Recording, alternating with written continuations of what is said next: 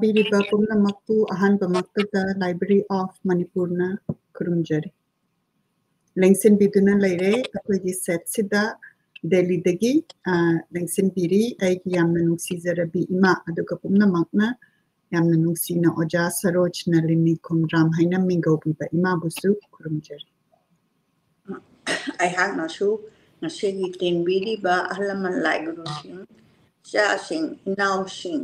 ꯏꯄ꯭ꯋꯥꯁꯤꯡ ꯏꯁꯨꯁꯤꯡ ꯈ꯭ꯋꯥꯏꯈꯤꯕꯤꯕꯨ ꯈꯨꯕꯥꯝ ꯇꯔꯥ ꯂꯣꯟꯅꯖꯔꯒ ꯚꯛꯇꯤ ꯀꯠꯆꯔꯤ ꯀꯣꯛꯅꯖꯔꯤ ꯈꯨꯔꯨꯝꯖꯔꯤ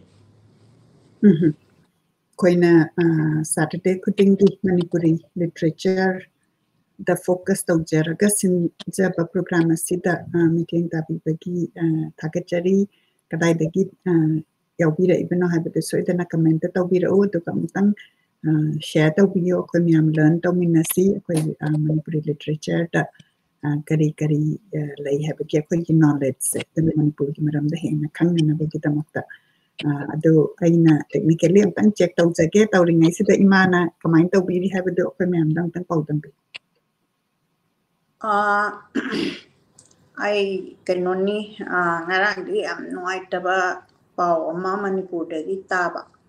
ꯑꯗꯨꯒꯤ ꯑꯗꯨꯝ ꯑꯩꯁꯨ ꯋꯥꯈꯜꯁꯦ ꯑꯗꯣꯝꯗ ꯑꯗꯨꯝ ꯂꯩꯔꯦ ꯄꯥꯎꯗꯨꯗꯤ ꯁꯤꯅꯤ ꯑꯩꯒꯤ ꯏꯕꯨꯡ ꯀꯖꯤꯟ ꯕ꯭ꯔꯗꯔ ꯍꯥꯏꯖꯕ ꯇꯥꯔꯦ ꯂꯩꯄꯥꯛꯀꯤ ꯃꯤꯗꯤ ꯑꯣꯏꯕꯤꯕ ꯑꯩꯒꯤ ꯏꯕꯨꯡ ꯂꯥꯏꯁ꯭ꯔꯝ ꯅꯕꯀꯨꯃꯥꯔ ꯁꯤꯡꯍ ꯃꯤꯡ ꯑꯣꯏꯅ ꯄꯟꯖꯔꯕꯗ ꯉꯔꯥꯡꯁꯦ ꯏꯈꯪ ꯈꯪꯍꯧꯗꯅ ꯅꯣꯡꯒꯥꯈ꯭ꯔꯦ ꯑꯍꯥꯟꯕ ꯌꯥꯝ ꯅꯥꯔꯝꯕ ꯅꯠꯇꯦ ꯏꯕꯨꯡꯁꯤ ꯆꯍꯤꯗꯤ ꯌꯥꯝꯃꯦ ꯑꯗꯨꯕꯨ ꯃꯥꯅ ꯅꯣꯡꯒꯥꯈꯤꯕꯗꯨ ꯑꯩꯁꯨ ꯊꯦꯡꯅꯗ꯭ꯔꯦ ꯑꯩꯅ ꯆꯠꯂꯝꯗꯥꯏꯗ ꯌꯥꯝꯅ ꯍꯔꯥꯎ ꯍꯔꯥꯎꯅ ꯃꯪꯒꯣꯜ ꯄꯤꯕꯤꯔꯛꯄ ꯏꯕꯨꯡꯅꯤ ꯑꯗꯣ ꯈꯪꯍꯧꯗꯅ ꯀꯅꯥꯗꯁꯨ ꯃꯥꯅ ꯑꯋꯥꯕꯁꯨ ꯄꯤꯗꯕꯤ ꯅꯥꯕ ꯈꯣꯠꯄ ꯐꯝꯁꯦꯟꯅꯕ ꯃꯁꯥꯕꯨꯗꯤ ꯆꯍꯤꯁꯦ 88 ꯑꯗꯨꯃꯥꯏꯅ 90 ꯃꯌꯥ ꯑꯣꯏꯔꯕꯅꯤꯅ ꯃꯁꯥꯁꯦ ꯌꯥꯝ ꯁꯦꯡꯅ ꯂꯥꯛꯄ ꯑꯗꯨ ꯂꯩꯈꯤꯗꯕꯒꯤ ꯄꯥꯎꯁꯤꯗ ꯑꯩꯁꯦ ꯊꯃꯣꯏ ꯁꯣꯛꯅ ꯅꯨꯡꯉꯥꯏꯇꯦ ꯑꯗꯨꯒ ꯂꯣꯏꯅꯅ ꯑꯩꯅ ꯏꯕꯨꯡꯁꯤꯒꯤꯗꯃꯛꯇ ꯂꯩꯕꯥꯛꯀꯤ ꯁꯨꯝꯃꯤ ꯑꯃ ꯑꯣꯏꯔꯝꯕꯅꯤꯅ ꯀꯟꯗꯣꯂꯦꯟꯁ ꯃꯆꯥ ꯑꯃꯇꯪ ꯉꯁꯤ ꯁꯚꯥꯁꯤꯗ ꯑꯩ ꯄꯥꯡꯊꯣꯛꯆꯒꯦ ꯍꯥꯏꯅ ꯑꯩ ꯈꯟꯖꯔꯒ ꯂꯩꯖꯩ ꯑꯗꯨꯗꯤ ꯏꯃꯥꯅ ꯑꯗꯨꯝ ꯃꯥꯒꯤ ꯃꯔꯝꯗ ꯈꯤꯇꯪ ꯍꯥꯏꯕꯤꯔꯒ ꯑꯩꯈꯣꯏ ꯀꯟꯗꯣꯂꯦꯟꯁꯁꯦ ꯑꯩꯅꯗꯤ ꯌꯥꯝꯅ ꯅꯨꯡꯁꯤꯅ ꯕꯕꯥꯏ ꯍꯥꯏꯅ ꯀꯧꯕꯅꯤ ꯑꯗꯣ ꯑꯩꯅ ꯕꯕꯥꯏꯁꯦ ꯎꯔꯝꯃꯦ ꯃꯥꯁꯦ ꯅꯍꯥꯟꯃꯨꯛ ꯑꯩꯈꯣꯏꯅ ꯆꯍꯤ ꯈꯔꯒꯤ ꯃꯃꯥꯡꯗ ꯑꯩꯈꯣꯏꯁꯦ ꯂꯥꯏ ꯈꯣꯏꯔꯝꯕ ꯑꯃꯗ ꯌꯥꯝꯅ ꯅꯨꯡꯁꯤꯅ ꯌꯥꯎꯃꯤꯟꯅꯈꯤꯕꯅꯦ ꯑꯗꯨꯒ ꯑꯩꯅ ꯂꯥꯁ ꯇꯥꯏꯝ ꯆꯠꯄꯗꯁꯨ ꯃꯥꯒ ꯑꯩꯒ ꯎꯅꯔꯛꯏ ꯑꯗꯨꯒ ꯂꯩꯇꯦ ꯇꯥꯕꯗ ꯌꯥꯝ ꯅꯨꯡꯉꯥꯏꯇꯦ ꯑꯗꯣ ꯏꯃꯥꯅ ꯑꯝꯇꯪ ꯀꯟꯗꯣꯂꯦꯟꯁꯀꯤ ꯃꯔꯝꯗ ꯇꯧꯕꯤꯔꯣ ꯑꯗꯨꯒ ꯑꯩꯅ ꯚꯤꯗꯤꯑꯣꯗꯨ ꯑꯩ ꯑꯝꯇꯪ ꯌꯦꯡꯈꯠꯆꯔꯛꯀꯦ ꯑꯗꯨ ꯂꯥꯏꯁ꯭ꯔꯝ ꯅꯕꯀꯨꯃꯥꯔ ꯁꯤꯡ इबुंगसिना पोकपसे 24 अक्टोबर 1937 मेरागी कुन्नी पानबदा पोक लेखिदबना ngarang फेब्रुआरी तांग 14 अदुगा लिसिंग अनि कुनमंगा गी इराय नुमिचिदा इसोगी खुया तांखरे थाबांदना फाइरेंगी 13 पानबदा लेखिदबनी ngasiना 35 पाले सुमाइन तौदना आइगी इबुंगसिगी मरमदा आइना खंगजबसि आंगांग ओरिङैदगी यामना लूना तौरक्पा अदि मियोबा जगसे माने याम नुंसीबा इबुंग अमदि ओइबा अदु आइङोंददि आइ पर्सनल हाइरुरगदि आइङोंदा यामना लूना तौबिरक्पा आइगी इपा पोकमिन्नबगी इबुंगनी कजिन ब्रदर हाइजबा तारे लेबाकिना फुटबॉलर अमा ओइना याम फाउखिबा मणिपुरगी माना बिंग पोरक्पसे माना पोरखिबा मतमदो आई क्लास 10 तमी अदु मतमदुदा मोहन बगानगा असमगी अदुगा मणिपुरगा फाइनल कौरबा अमा यावी अदु मफमदी कइनोगी असम राइफलगी मनुंगी मोई ग्राउंडुदा सानै अदु अखोइ लोइनबा इनेसिंगना पुबीरगा आइसे चटली आई अदुगुंबदा यामना पुनिंग चंगबा अमा ओइना अदु मोहन बगानबु यामना चाव सांगबा मी ngaktani aina फावदा उरी अदुगा तिदिंगी अदुगा मणिपुरगी दमकता रिप्रेजेंट तौरिबा सिंगसिदि याम तिकबा अदु मोइना सत चंग्रकांदा गोल से चलकांदा गोल अहुम चंग्रे अखोइसे पोरेना वाखन याम नुआइते अयेंबा खोइना याम फील तौबदो अदुगा आइगी इबुंग कइनो इसोरगी खुया तानखरबा इबुंगसिना माना नहा ओरिङै मतमगी वारिनिको มาใช้มินิมังขัดตั้งไงระบะฟุตบอลที่ลุยกันระบะดูดมันบอลหุ่มเชหุ่มกาที่เป็นเชฮันดูออกมาทำดูดากันโน่ะคุยติดดิมชินันเลวเดน่ะมันพูดไม่พูดว่าให้ไปตาเรติดดิมนั่นเลวว่ามินส์ดูน่ะชิชิมิดชาสุราชันดิมัมเด็กกัดปัสนากิเมดัลเชมาเชคุยน่ะพูดเขียบดูก็มุกงงแล้วก็สู้ไอ้บาเบชินะไม่อันนั้นบาเบก็เวน่ะฮะมันจะตาเด็กคนมันนี่บาเบชิไม่อันนั้นรู้ให้เขาบ่มิงเขาช่วยบ่ดูบาเบชินะนุ้ยมีแม่อันรู้นะมันการีดาฮับปะก็งั้นใช้ชนะกี่เป็นว่าเช่ชิชิมิกีสุจานมหาราชนะกัดลำบากเช่มาเชี่ยคนนั้นเราระบันนี่นะคนนั้นปูระก็มันปูดีกันจึงพยายามทุ่งนั้นเราจะไปเช่ไอ้มาตั้งแต่ยามเราบุคลิดูมาโกกันจึงนั่นเดินหน้าคนก็เช่นให้คนเราบุคลิดูไม่ต้องเดินในบุ้งที่ฉันรู้อามาโอยนะงานเล็กแต่ว่าดูเด็กยิ่งอาชีพเขาก็ได้ฉันรู้ไม่อ้ำหังบัลลัยเองในน้องนุปิจิตรานะพวนตัวแล้วก็ให้ได้ไอ้วันด่าสมัยต้องเดินนะเลยปากีถกนับพระใบบุ้งเช่ใช้ที่ยังคุยนับปุ่นชีรามีใช้ที่ไอทีไอได้ไปเช่มันพูดได้ดีมนะดิปุ่นชีราดูบุปผามุยให้ไปดีมานันนาบกขดประตูเดนับอินโตหรือสุขุนโดปะอะไรชัวร์หรือสุชนนะตูนี่ก็ให้ไปยาดบะสมัยต้องเดินในอย่างนั้นชุบนุนไปที่ว่าเป็นนักตบมันมาชากิชาเจนอะไรกี่งานสิ่งที่สิตักบอกตากว่าสมัยต้องแล้วก็คุยกันเลยนะบีบะสมัยต้องเดินในบุ้งชิเลคิดเรมากีอัตมานะมาปูมากีคุยadaน่ะสิ่งน่ะเลยรัชนูให้นะไม่คุบอามาตังไอ้คุยคุณน่ะมักน่ะไลค์คุยมินาชีให้ไปเสียหัดทำจัก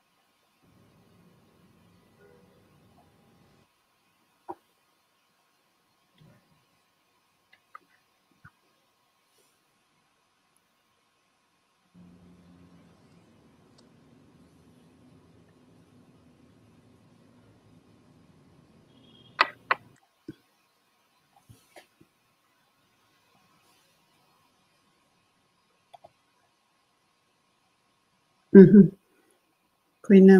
มีกุมตังไม่แต่ว่าพุ่งตกกับมาตุ้งตะไอ้น่าสิได้สุดคุยกี่มาซีกี่ไลค์ครัมบะมาแต่คุยนะบะไปกี่ยังตั้งไงอุจจาระแกakuกว่ากับเธอกี่ไลค์ครัมบะจะมี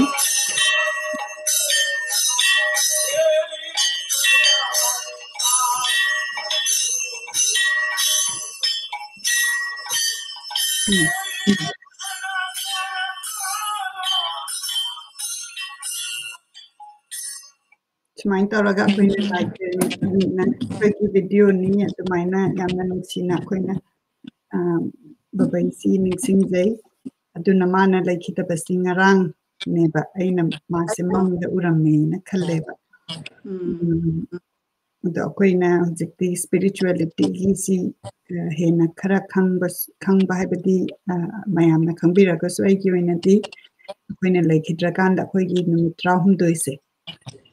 มีตราหุ่นด้วยสิแต่คุยนะมากี่ภาษาหน้าไลส่วนบีบะไลกี่คุยได้ให้ตาเรก็ดูกับไลคินะบะไม่นะคุยมีอันคุยมีนะสิเห็นนะให้เจอน้องมาคุยดำจัดดูดีอิมานะนักกีโปรแกรมสิดะตาวกระดับสิอังตังคุยมีอันดะแชร์ตาวบิวดูกับไอ้นะอังกฤษกีเซกชันดะตาวจักระดับสิ socio-economic role of women in Manipur ดร.ตะเคลัมบัมริตาเดวีนะอีบะเร็กซีมาซีจะกันนี่ดูอิมานะอังตังให้บิโร ngasi ishorna di adum tamambaja ni miyoibasingse akhoi Masih kai bisa nih, aina aigi kamera se mirror oi betu tamu cum thok sare masih gilarik se aina atau se hadim ai makhata jara ke ko amasi aina ishor se adum pokpa siba magi kanma mayam punamak kanana lairabada poi kanana inakhunbada poi kanana pokpadagi chatpa ngamdaba yawi ngamba yawi adai wakhan punamak se jagasida loina leibase mana ahanchina hai mana tawjaruba nijakan mapona hayemuki mapok handamuki mapok sida loina mak phangbani haina he ahanchina takpiba adumai tawbasida masi chumane na ina ngarang de khangalapase babai laitabasi ngarang tadoi ni ko aise ai het tabaga ai di am nangna bai bungnina aina hezudi ai chak su sadri ayu khukaya ai chak se theng sa adoi sidi ai di chara hembam thoe aduga nga chak so ai kano kan maloi dir bawa akhoi yam kanna su saning dire akhoi se chahi nara kaino ko adumai tawraga magi chaning daba tugi henba nataba aina ibung sidi sankalpa mai tawba chumina aina aise kano tawre nungdang wairam oina mukachu ayung antai irujabadagi thoga ai chara hele badakale nungdang du he sondagi draina kakeno khara chasalaga adumaina leli adumain tawdana aina makhata jara kadoise babai siga japra modini siga ngasi aina pajaga doriba biodata sisu ibema kumari sidagi aina lawdoi sisu angakpagi masakni ko mana aingonda kaino ama tharambaneba message kaino ma adaido aina ai lai khongbasida aina account singse amata yengubasu ngamhoutraba konangda aina handakisi kanagi padoino japra modini gi maramdadi yam paningakpa aingonda philama taweba adudi kanada hangni side adi lai khomta yawbana te ojagi ladik amabudi angang na wasindam sigi simban di aina ojagi se phajamandana sisi japra modini na iba larikse larik nipan porakpani akoina binding tawbamda ani amadi tawba yadre adu mari manga tu puwo onthoktabne poraktre aduga di hujiki ibe makumari chakumari sina tharakpa account he aingonda tharakpa se atopam ni ko aina kaigumba ma kaino lekolgi kaino kari kore aina kitangam deba khara ka chabagi mana thagat waro namasu thagat tharamba aduchu pabidabi aina tawrise akhogi base na tawrise aduga di magi waron do yam phajeba mana ngon tharpase ada aina masi print out ram chalo thoga oja pramodini gisu adum samlap na haiba dongna tawi adu ai print out lokthok traga de ai sin base ha ware huji adu print out lokthok ke tawda ai sinu pi sina bo box di kaino oire lokthokpa yara royen hare adudi be ma kumari se thabak silam gadra silam moi traga khangdang gai khulak aina phone taweba be manangna kaino makha yam phajaba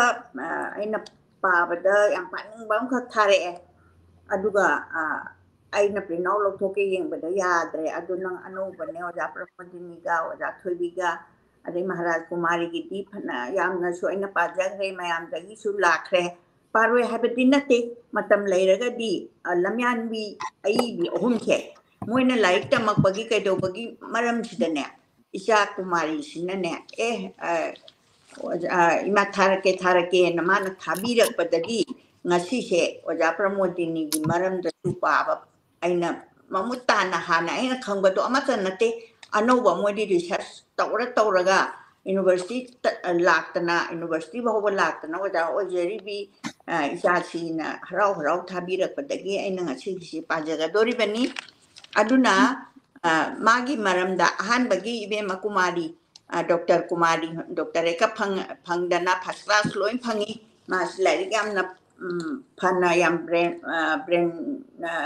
new oina horakpa aduga kaino se manipuri sida mana aina lai khongba sum chapa sida lai ki maram daga ngang ba si yamna knowledgeable oi bai di yamna mamuta na khangba si udi uba aina masi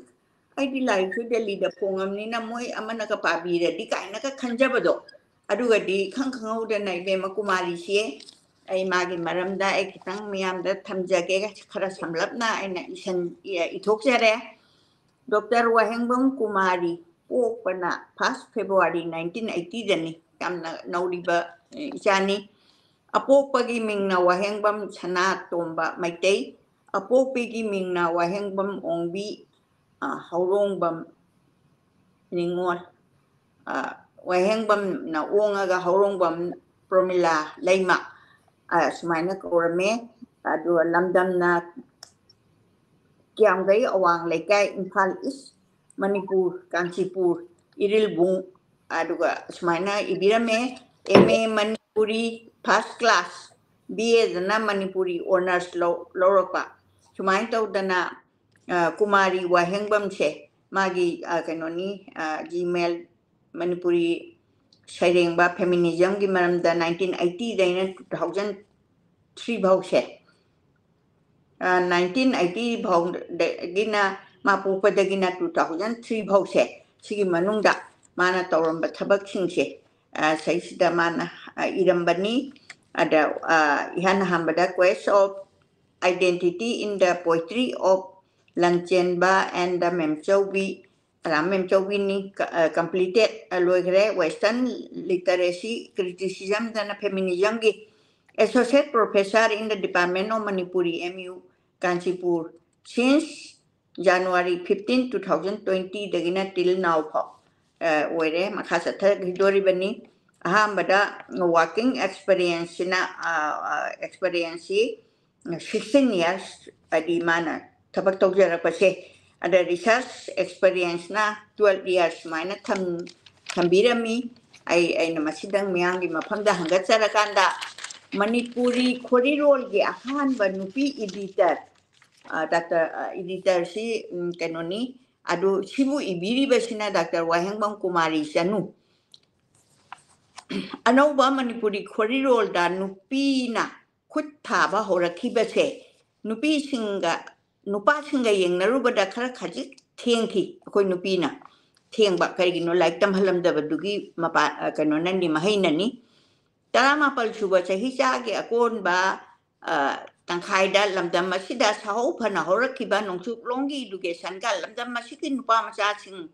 ganing thina sakhang na ba hokraba su nupi macha sing na sakhang na khibadi kunchuba sahi chagagi ni haibe ya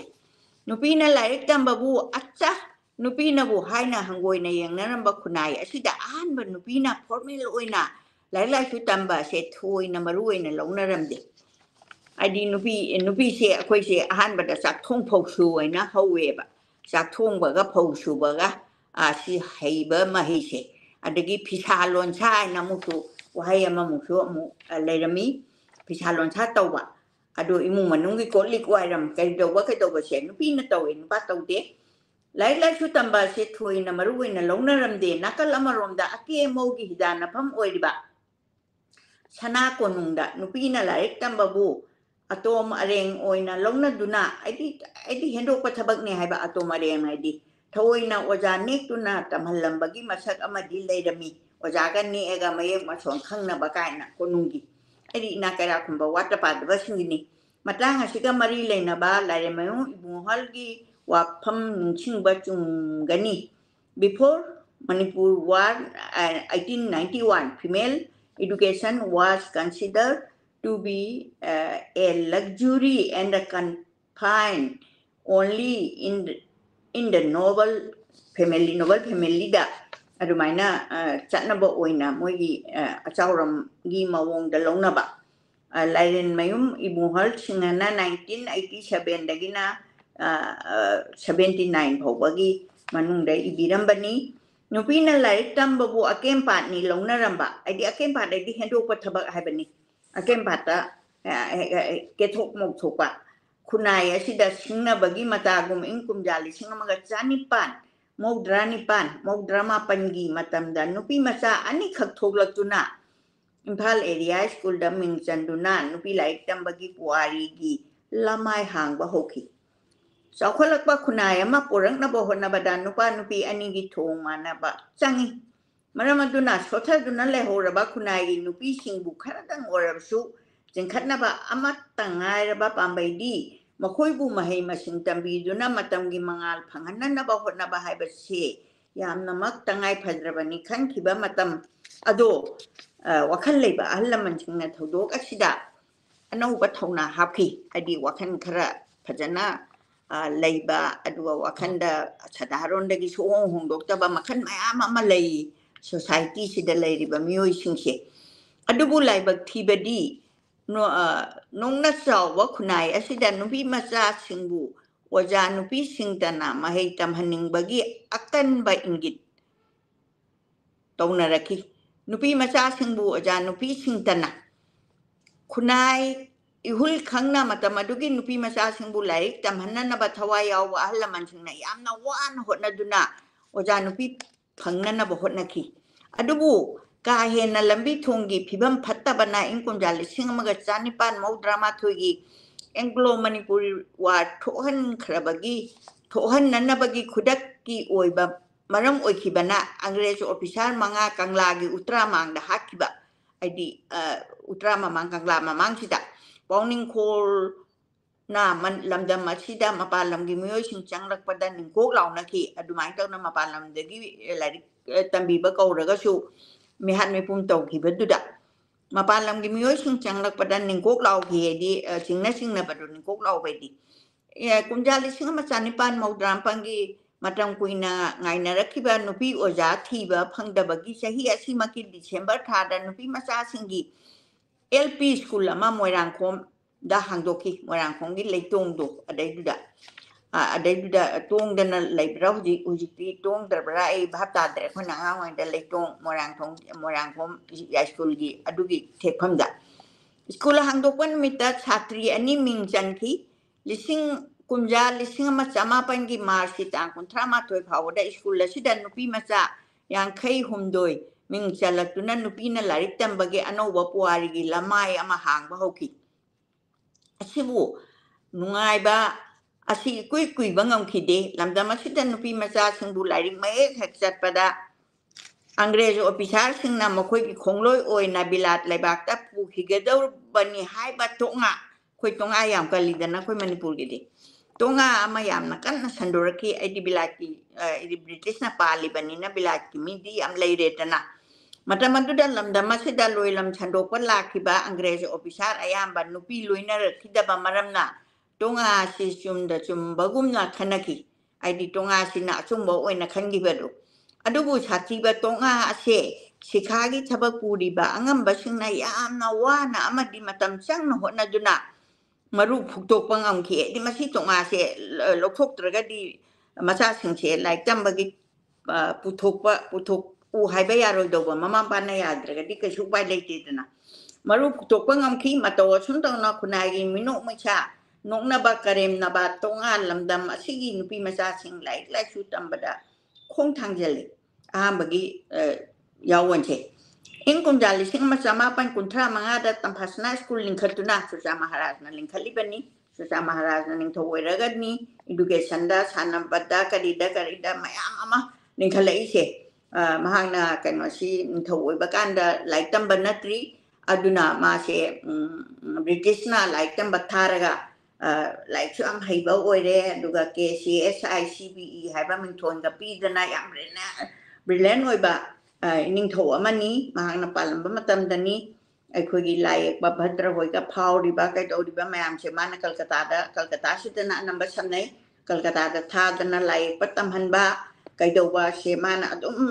सोगपीबदो निंथौदुना सोगतलबनिना फरबनिना प्रजादु नुसिरबनिना प्रजादु हैहौरे नुपी मचासिंगना खरा अवांगबा थाकी महै तंबसु फंगजखरे तंफासना school से लिंखलेबा मचा इबेमगी ममिंगनी तंफासना से मसुरा महाराजी इंकुमजा 1958 नुपी मचा निपान only 8 निको metric परीक्षा थाबदा तरुक mic पाकपा ngamki मखोइसकी मनुंगदा कुमारी तखेलंबम थोइबी देवी 1910 पोगा 1910 फाउ पुंसी बिरंबा ओजाइबेमा आसी अहाक इसामकुदी से क्लास 7 दगिना 10 भाउ से ओजागा लोइना जहौवी यामसु लुना तौबी कोनंगदा मागी अरोइबा principal ओइना लाकपसे क्वाकैथेन गर्लदा principal โอยนะพัมไงมาตามดูดาไอ้น่ะยามอ่างโอยไงเด้ออูกิเบเสมันไอ้บุกเอาเดนะกงนะเดนะวารีก็สานะเรโอจาโดโอจาเบมาโดอะจนะมาดูกิมาทั้งสิดาลิสิงอามาก็จามาปันกุนเดกินะลิสิงอามาจามาปันมาวดราตารุพาวดา96 พาวดามากิมาตามโอยเรอามาสุงมหาราชกุมารีบิโนดินีนะลิสิงอามาก็จามาปันกุนิถวยโอจาถวยบีกันโนชินาโอจาถวยบีนะฮัลลิเชaduga Maharaj Kumari na lising ama chamapan kunitoy aduga lising anita ma thoy bawa yauri aduga Kumari Khaidem Pramodini na ne lising ama chamapan kun mari dagi na lising ani taru phawa inkum ja lising ama chamapan ni phun ni thoy da metric lan thoki ba metric chemana ikon kon na lan thoy sikai gi noida hojadi amna nangba laira gi horak paninaมาเสกันตัวเว็บประชาชนเลยเจอดูว่ามาเสตุ้มมายัมนะโสกจุกมายัมเด็กเป็นนี่แล้วก็ชูใครแล้วกันนี่ไปที่บิคันนี่เป็นนักเตะก็มายัมจะปังวีบางคนประเสริฐว่าจะน่ะตัวละกันแบบว่าจะสิลาริตามาคีเป็นนี่ลาสตามหาราชกุมารีกามาบานิชาตินบ่มาโอยเร่อาจุนราชมหาราชกุมารีน่ะกันนู่นละนับดิบตาปูระกันดามาบันนิชามินาระกันดาเด็กของเราระกันดามาเชมเมตริกงงกีบันเนี่ยอดุนันนิมานะอินคุมจาลิสิงห์มันก็จามาปันคุณมารีดกินะลิสิงห์อันนี้ตรุพาวดามานะเมตริกเช็คควายกี่อากอนบ่โอยดิเชอดุกเมตริกลันทุกข์บะอดุกลายริกอีบัดนะมานะอีหันหันบ่โอยระกันดูริมนี้มาคุยอาหุมนะลำยันดูนะคุยนุปีอาหุมนะลำยันบีอาหุมไอบีอาหุมอดุlamyanduna no ba manipuri corridor nupi ai bi singi ya kairol sakhiye ba man han ba nupi ai bi di oi gi ba metric ti mana tang kol ho ba do lamma chomda ma khoi ohum bulam da ma sigi nupi ai bi singi yo chabi ma khong ohum oina singthana ri ba yo chabi si ma khong ohum si dana hujikan ge angang na yo chabi khanga ma roi aduga gas ka loin tong na ram ni na yo sabi che akhoi gi mai hogan na ba phunga da kai no oi ba phunga lai ruoi na ma akhoi le ta ba ya da ba mai te akhoi gi ban lon da aduna yo sabi ma khong ohum do adu ngasai gi oja ohum chini Maharaj Kumari ga oja thoi bi ga oja Pramodini ga ai bi ohum asigi Marakta Kumari Khaidem Pramodini na khwaidagi ahan ba nupi gi sampadan tawba lari amadi masana ijaba khorirol gi lari khudol tawrakhi kumjali singma chamapan yang khaitare ta han ba phongban nuja phidam haiba aibi asina iba punsi wari gi lari asina nupi na iba anoba manipuri khorirol gi khwaidagi ahan ba lari ni lari ase in kumjali singma ga chamapan yang khaimapan Children's Literature Competition the best prize pangki ojada masigi matungda ibi asigi kui dagi angang gi ani suba anoba haina mingthon ba matamatuki angang singi class b da tamna na ba like amasu inkum jali singa maga chama pan yang khai nipan da phongduna textbook ibagi hoda nupi ibi singi maraktagi mangchin thana yauraki Ani makta oja Pramodini gi mingda wari masagi mapung oi ba lairik punsi maira dinga machamapan yang khai nipan da phongki lariga sida Maharaj Kumari Binodini ne iba wari masa ahum amadi Pramodini ne iba wari macha amaga langkoi wari amaga punna wari manga yauri matawa sunna Manipuri corridor da aibi asina nupi na iba wari macha amadi langkoi wari gi ahan ba khudol tamba hoki Anoba Manipuri corridor da khwaidagi ihan han ba nupi na sampadan tawba lai puthoki bi ai bisu Khaidem Pramodini ni mahakna khwaidagi ihan han na sampadan tawba lai ti ingkum jal singa chamapan yang khaida phongki ba kabi tarpan chi akhoi tamjarei haiba saireng lai asini lai asi lamda masigi sangnai ra ba ai ba saita ratna khwarakpam chaw bo hoi na khwarakpam chaw bo ne adai Dr. Kamal ne aduga anga hal ne moi ohum sina nupa ai bagi lamyan ban lising ma chanipan mau drama nga aduga chanipan mau drama nga chamapan yang khaida nongga kiba mahapun ningsing ba oina puthoki bane di khwarakpam chaw bo ningsing ba oina puthoki bane ba ꯂꯥꯏꯔꯤꯛ ꯑꯁꯤꯗ ꯂꯝꯗꯝ ꯑꯁꯤꯒꯤ ꯃꯇꯝ ꯑꯗꯨꯒꯤ ꯁꯛꯅꯥꯏꯔꯕ ꯑꯁꯩꯕ 15ꯒꯤ ꯈꯣꯝꯖꯤꯟꯕ ꯁꯩꯔꯦꯡ 38 ꯌꯥꯎꯔꯤ ꯃꯈꯣꯏꯒꯤ ꯃꯅꯨꯡꯗ ꯂꯥꯏ ꯑꯣꯏꯈ꯭ꯔꯕ ꯀꯕꯤ ꯈ꯭ꯋꯥꯏꯔꯥꯛꯄꯝ ꯆꯥꯎꯕꯅ ꯏꯕ ꯁꯩꯔꯦꯡ 9 ꯌꯥꯎꯔꯤ ꯁꯩꯔꯦꯡ 9 ꯌꯥꯎꯔꯤ ꯂꯥꯏꯔꯤꯛ ꯑꯁꯤ ꯑꯣꯏꯅꯕ ꯍꯣꯠꯅꯕꯗ ꯀꯕꯤ ꯑꯁꯥꯡꯕꯝ ꯃꯤꯅꯀꯦꯇꯟ ꯑꯃꯁꯨꯡ ꯔꯥꯖꯀꯨꯃꯥꯔ ꯁꯤꯇꯜꯖꯤꯠꯅ ꯄ꯭ꯔꯃꯣꯗꯤꯅꯤꯒꯤ ꯃꯇꯦꯡ ꯌꯥꯝꯅ ꯄꯥꯡꯕꯤꯈꯤ ꯑꯃꯗꯤ ꯃꯍꯥꯛꯀꯤ ꯍꯣꯠꯅꯖꯃꯟ ꯂꯥꯏꯔꯤꯛ ꯑꯁꯤ ꯃꯇꯝ ꯑꯗꯨꯗ ꯀ꯭ꯂꯥꯁ 8ꯀꯤ ꯇꯦꯛꯁꯕꯨꯛꯇ ꯇꯝꯍꯟꯈꯤ ꯂꯥꯏꯔꯤꯛ ꯑꯁꯤꯒꯤ ꯑꯍꯨꯝꯁꯨꯕ ꯁꯥꯌꯣꯟ ꯀꯨꯝꯖꯥ 1958 ꯄꯨꯊꯣꯛꯈꯤ ꯑꯃꯗꯤ ꯃꯁꯤꯒꯤ ꯋꯥꯍꯧꯗꯣꯛꯇ ꯁꯛꯅꯥꯏꯔꯕ ꯁ꯭ꯀꯣꯂꯔ ꯀ꯭ꯔꯤꯇꯤꯛ ꯑꯦꯂꯥꯡꯕꯝ ꯅꯤꯂꯀꯥꯟꯇ 1958 2002ꯗ ꯄ꯭ꯔꯃꯣꯗꯤꯅꯤꯒꯤ ꯈꯥꯏꯗꯦꯝ ꯑꯣꯖꯥ ꯄ꯭ꯔꯃꯣꯗꯤꯅꯤꯒꯤ ꯍꯣꯠꯅꯖꯃꯟꯕꯨ ꯃꯈꯥꯗ ꯑꯁꯨꯝꯅ ꯁꯩꯊꯥꯔꯤ ꯄ꯭ꯔꯃꯣꯗꯤꯅꯤ ꯀꯕꯤ ꯇꯔꯄꯟ ꯍꯥꯏꯕ ꯂꯥꯏꯔꯤꯛ ꯃꯆꯥ ꯑꯁꯦ ꯀꯕꯤ ꯄꯨꯝꯅꯃꯛ ꯄꯨꯊꯣꯛꯄꯗꯤ ꯅꯠꯇꯦ ꯑꯣꯏꯊꯣꯛꯇꯕꯅꯤ ꯂꯥꯏꯔꯤꯛ ꯃꯆꯥ ꯑꯁꯤꯗ ꯑꯩ ꯀꯕꯤ ꯄꯨꯝꯅꯃꯛ ꯄꯨꯊꯣꯛꯄꯗꯣ ꯑꯗꯨꯕꯨ ꯂꯩꯈꯤꯗ꯭ꯔꯕ ꯑꯃꯁꯨꯡ ꯂꯩꯔꯤꯕ ꯀꯕꯤ ꯀꯌꯥꯒꯤ ꯑꯄꯨꯟꯕ ꯁꯛꯐꯝ ꯑꯁꯤꯗ ꯑꯄꯥꯕ ꯀꯌꯥꯒꯤ ꯃꯅꯤꯄꯨꯔꯤ ꯀꯕꯤꯇꯥꯒꯤ ꯃꯤꯠꯌꯦꯡ ꯑꯗꯨ ꯌꯥꯎꯗ꯭ꯔꯕꯗ ꯈꯔꯗꯪ ꯑꯣꯏꯔꯕꯁꯨ ꯄꯨꯊꯣꯛꯍꯜꯂꯛꯀꯅꯤ ꯍꯥꯏꯕꯗ ꯆꯤꯡꯅꯕ ꯂꯩꯇꯦ ꯑꯗꯨꯃ ꯏꯔꯛꯈꯤꯅꯦꯅ ꯑꯁꯥ ꯇꯧꯕꯗꯣ ꯀꯕꯤ ꯅꯤꯂꯀꯥꯟꯇꯅ ꯄ꯭ꯔꯃꯣꯗꯤꯅꯤ 1853 ꯃꯇꯧ ꯑꯁꯨꯝ ꯇꯧꯅ ꯃꯅꯤꯄꯨꯔꯤ ꯈꯣꯔꯤꯔꯣꯜꯒꯤꯗꯃꯛꯇ ꯀꯟꯅ ꯆꯦꯟ ꯆꯣꯡꯂꯛꯈꯤꯕꯤ ꯑꯏꯕꯤ ꯑꯁꯤꯅ ꯏꯪ ꯀꯨꯝꯖꯥ 1853 ꯄꯨꯟꯁꯤꯒꯤ ꯋꯥꯔꯤ ꯈꯣꯝꯖꯤꯟꯕ ꯂꯩꯃꯔꯣꯜ ꯀꯧꯕ ꯂꯥꯏꯔꯤꯛ ꯑꯃꯁꯨ ꯐꯣꯡꯂꯛꯈꯤ ꯐꯤꯗꯝꯅꯐꯝ ꯑꯣꯏꯔꯕꯤ ꯚꯥꯔꯠꯀꯤ ꯅꯨꯄꯤ 15ꯒꯤ ꯈꯣꯝꯖꯤꯟꯕ ꯄꯨꯟꯁꯤ ꯋꯥꯔꯤꯒꯤ ꯂꯥꯏꯔꯤꯛ ꯑꯁꯤꯗ ꯄ꯭ꯔꯃꯣꯗꯤꯅꯤ ꯃꯁꯥꯃꯛꯅ ꯏꯖꯕ ꯁꯩꯔꯦꯡ ꯀꯕꯤ 3 ꯃꯊꯪꯁꯤꯅ ꯁꯥꯕꯤꯇ꯭ꯔꯤ ꯗꯃꯌꯟꯇꯤ ꯃꯣꯏꯔꯥꯡꯊꯣꯏꯕꯤ ꯅꯨꯔꯖꯍꯥꯟ ꯑꯩꯗꯤ ꯁꯇꯤ ꯉꯥꯛꯇꯅꯤ ꯃꯣꯏꯁꯤ ꯑꯗꯨꯅ ꯈꯨꯃꯟꯊꯦꯝ ꯅꯨꯔꯖꯍꯥꯟ ꯌꯥꯎꯔꯤ ꯑꯇꯩ ꯂꯦꯝꯍꯧꯔꯤꯕ ꯋꯥꯔꯦꯡ 11 ꯑꯗꯨꯅ ꯈꯨꯃꯟꯊꯦꯝ ꯒꯣꯔꯀꯤꯁꯣꯔ ꯁꯤꯡꯍ ꯃꯅꯤꯁꯅꯥ ꯁꯔꯃ ꯁꯥꯁꯇ꯭ꯔꯤ ꯃꯌꯦꯡꯕꯝ ꯑꯅꯟꯗ ꯃꯣꯍꯟ ꯁꯤꯖꯒꯨꯔꯨꯃꯌꯨꯝ ꯅꯤꯜꯕꯤꯔ ꯁꯔꯃ ꯁꯥꯁꯇ꯭ꯔꯤ ꯑꯦꯂꯥꯡꯕꯝ ꯅꯤꯂꯀꯥꯟꯇ ꯁꯇ꯭ꯔꯙꯔꯖ ꯁꯔꯃ ꯃꯣꯏꯔꯥꯡꯊꯦꯝ ꯆꯟꯗ꯭ꯔ ꯁꯤꯡ ꯄꯟꯗꯤꯠ ꯑꯆꯧꯕ ꯂꯥꯏꯔꯦꯝꯃꯌꯨꯝ ꯏꯕꯨꯡꯉꯣ ꯍꯜ ꯁꯤꯡ ꯕꯤꯔ ꯃꯪꯒꯣꯜ ꯁꯤꯡ ꯁꯨꯔꯆꯥꯟ ꯁꯔꯃꯅ ꯏꯕꯅꯤ ꯀꯔꯤ ꯃꯔꯝꯒꯤꯗꯃꯛꯇ ꯄ꯭ꯔꯃꯣꯗꯤꯅꯤꯅ ꯂꯥꯏꯔꯤꯛ ꯑꯁꯤ ꯊꯑꯣꯏꯅ ꯁꯝꯄꯥꯗꯟ ꯇꯧꯗꯨꯅ ꯐꯣꯡꯂꯤꯕꯅꯣ ꯍꯥꯏꯕꯁꯤꯒꯤ ꯃꯔꯝꯗ ꯂꯥꯏꯔꯤꯛ ꯑꯁꯤꯒꯤ ꯋꯥꯍꯧꯗꯣꯛꯇ ꯃꯈꯥꯒꯤ ꯑꯁꯨꯝꯅ ꯐꯣꯡꯗꯣꯛꯄꯤꯔꯝꯃꯤ ꯃꯈꯣꯏꯒꯤ ꯏꯕꯦꯝꯄꯣꯛꯁꯤꯡꯅ ꯃꯍꯥꯄꯨꯔꯨꯁ ꯊꯧꯅꯥ ꯐꯕ ꯊꯧꯅꯥ ꯐꯕꯤ ꯑꯃꯒꯤ ꯁꯇꯤ ꯀꯌꯥꯒꯤ ꯄꯨꯟꯁꯤ ꯋꯥꯔꯤ ꯑꯩꯈꯣꯏꯅ ꯄꯤꯛꯂꯤꯉꯩꯗꯒꯤ ꯂꯤꯕꯤ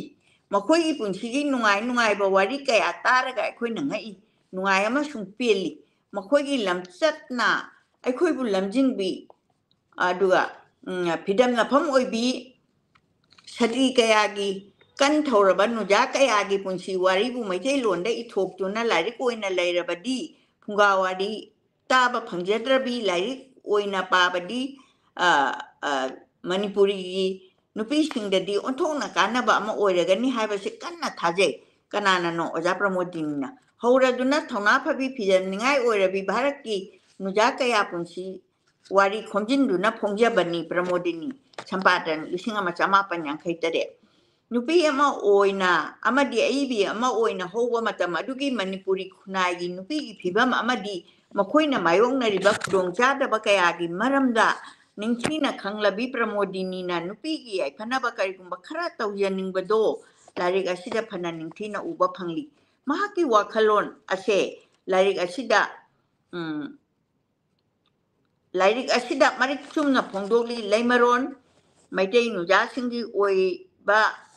ꯂꯥꯏꯔꯤꯛꯅꯤ ꯅꯨꯄꯤꯒꯤ ꯊꯃꯣꯏꯒꯤ ꯃꯁꯛ ꯇꯥꯛꯄꯗ ꯆꯪꯗꯕ ꯌꯥꯗ꯭ꯔꯕ ꯃꯁꯛ ꯈꯪꯗꯕ ꯌꯥꯗ꯭ꯔꯕ ꯈꯪꯕꯗ ꯀꯥꯟꯅꯕ ꯚꯥꯔꯠ ꯇꯅꯨꯁꯤꯡꯒꯤ ꯄꯨꯟꯁꯤꯒꯤ ꯃꯩꯔꯥ ꯂꯩꯃꯔꯣꯜꯅꯤ ꯃꯇꯧ ꯑꯁꯨꯝ ꯇꯧꯅ ꯅꯨꯄꯤ ꯑꯏꯕꯤꯁꯤꯡꯒꯤ ꯃꯔꯛꯇ ꯀꯨꯃꯥꯔꯤ ꯈꯥꯏꯗꯦꯝ ꯄ꯭ꯔꯃꯣꯗꯤꯅꯤ ꯈ꯭ꯋꯥꯏꯗꯒꯤ ꯑꯍꯥꯟꯕ ꯁꯩꯔꯦꯡ ꯋꯥꯔꯤ ꯃꯆꯥ ꯂꯝꯀꯣꯏ ꯋꯥꯔꯤ ꯄꯨꯟꯁꯤ ꯋꯥꯔꯤ ꯈꯣꯝꯖꯤꯟꯕ ꯂꯥꯏꯔꯤꯛ ꯈꯨꯗꯣꯜ ꯇꯧꯔꯝꯈꯤ ꯋꯥꯔꯤ ꯃꯆꯥ ꯑꯃꯗꯤ ꯂꯝꯀꯣꯏ ꯋꯥꯔꯤꯒꯤ ꯂꯝꯗꯗꯤ ꯁꯝꯄꯥꯗꯛ ꯇꯧꯕꯅꯤ ꯍꯥꯏꯅ ꯄꯜꯂꯝꯗ꯭ꯔꯕꯁꯨ ꯃꯍꯥꯔꯥꯖ ꯀꯨꯃꯥꯔꯤ ꯕꯤꯅꯣꯗꯤꯅꯤꯅ ꯀꯨꯝꯖꯥ 1865 ꯑꯍꯥꯟꯕ ꯐꯣꯡꯈꯤꯕ ꯋꯥꯔꯤ ꯃꯆꯥ ꯂꯥꯏꯔꯤꯛꯇ ꯅꯨꯡꯒꯥꯏꯔꯛꯇ ꯆꯟꯗ꯭ꯔꯝꯈꯤ ꯍꯥꯏꯕꯁꯤꯗ ꯌꯥꯎꯔꯤꯕ ꯋꯥꯔꯤ ꯃꯆꯥ 3 ꯃꯊꯪꯁꯤꯅ ꯅꯪꯒ ꯎꯅꯔꯝꯗ꯭ꯔꯕꯗꯤ ꯆꯤꯒꯤ ꯅꯨꯡꯁꯤꯃꯤꯅꯣꯛ ꯊꯧꯔꯥꯅꯤ ꯍꯥꯏꯔꯤꯕ ꯋꯥꯔꯤ ꯃꯆꯥꯁꯤꯡ ꯑꯁꯦ ꯄ꯭ꯔꯃꯣꯗꯤꯅꯤꯒꯤ ꯃꯤꯡꯗ ꯐꯣꯡꯈꯤꯕ ꯄꯨꯟꯁꯤ ꯃꯩꯔꯥ 1959ꯗ ꯃꯩꯇꯩ ꯅꯨꯖꯥ ꯏꯆꯦꯇꯣꯝꯕꯤ ꯑꯃꯗꯤ ꯕꯁꯟꯇꯤ ꯒꯤ ꯅꯨꯡꯁꯤꯃꯤꯅꯣꯛ ꯍꯥꯏꯕ ꯃꯤꯡꯊꯣꯟꯗꯨꯅ ꯌꯥꯎꯔꯤ ꯂꯥꯏꯔꯤꯛ ꯑꯁꯤꯗ ꯌꯥꯎꯔꯤꯕ ꯀꯅꯥꯒꯤ ꯃꯔꯥꯜꯅꯣ ꯍꯥꯏꯔꯤꯕ ꯋꯥꯔꯤ ꯃꯆꯥ ꯑꯁꯤꯗ ꯂꯝꯅꯨꯡꯁꯤ ꯍꯥꯏꯕ ꯂꯝꯀꯣꯏ ꯋꯥꯔꯤ ꯑꯁꯦ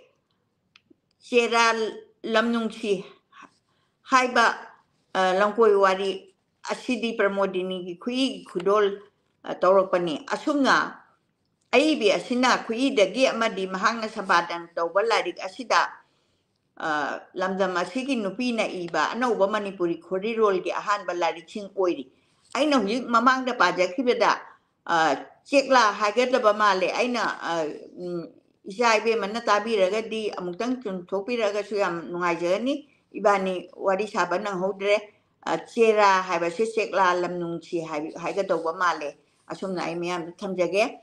프라모디기 쿠이기 쿠돌 떠럭바니 아숨나 아이비에시나 쿠이데기 아마디 마항나 사바든 또 발라리칭 아시나 람다 마시기 누피나 이바 아노와 마니푸리 코리롤 한 발라리칭 오이리 아두구 아이비 아시나 사바든 또와 마디 마하기 쿠이데기 쿠돌 떠런 발라리칭 아도 부톡드링이다 lamdam masigi nupi kharana masing yamna likna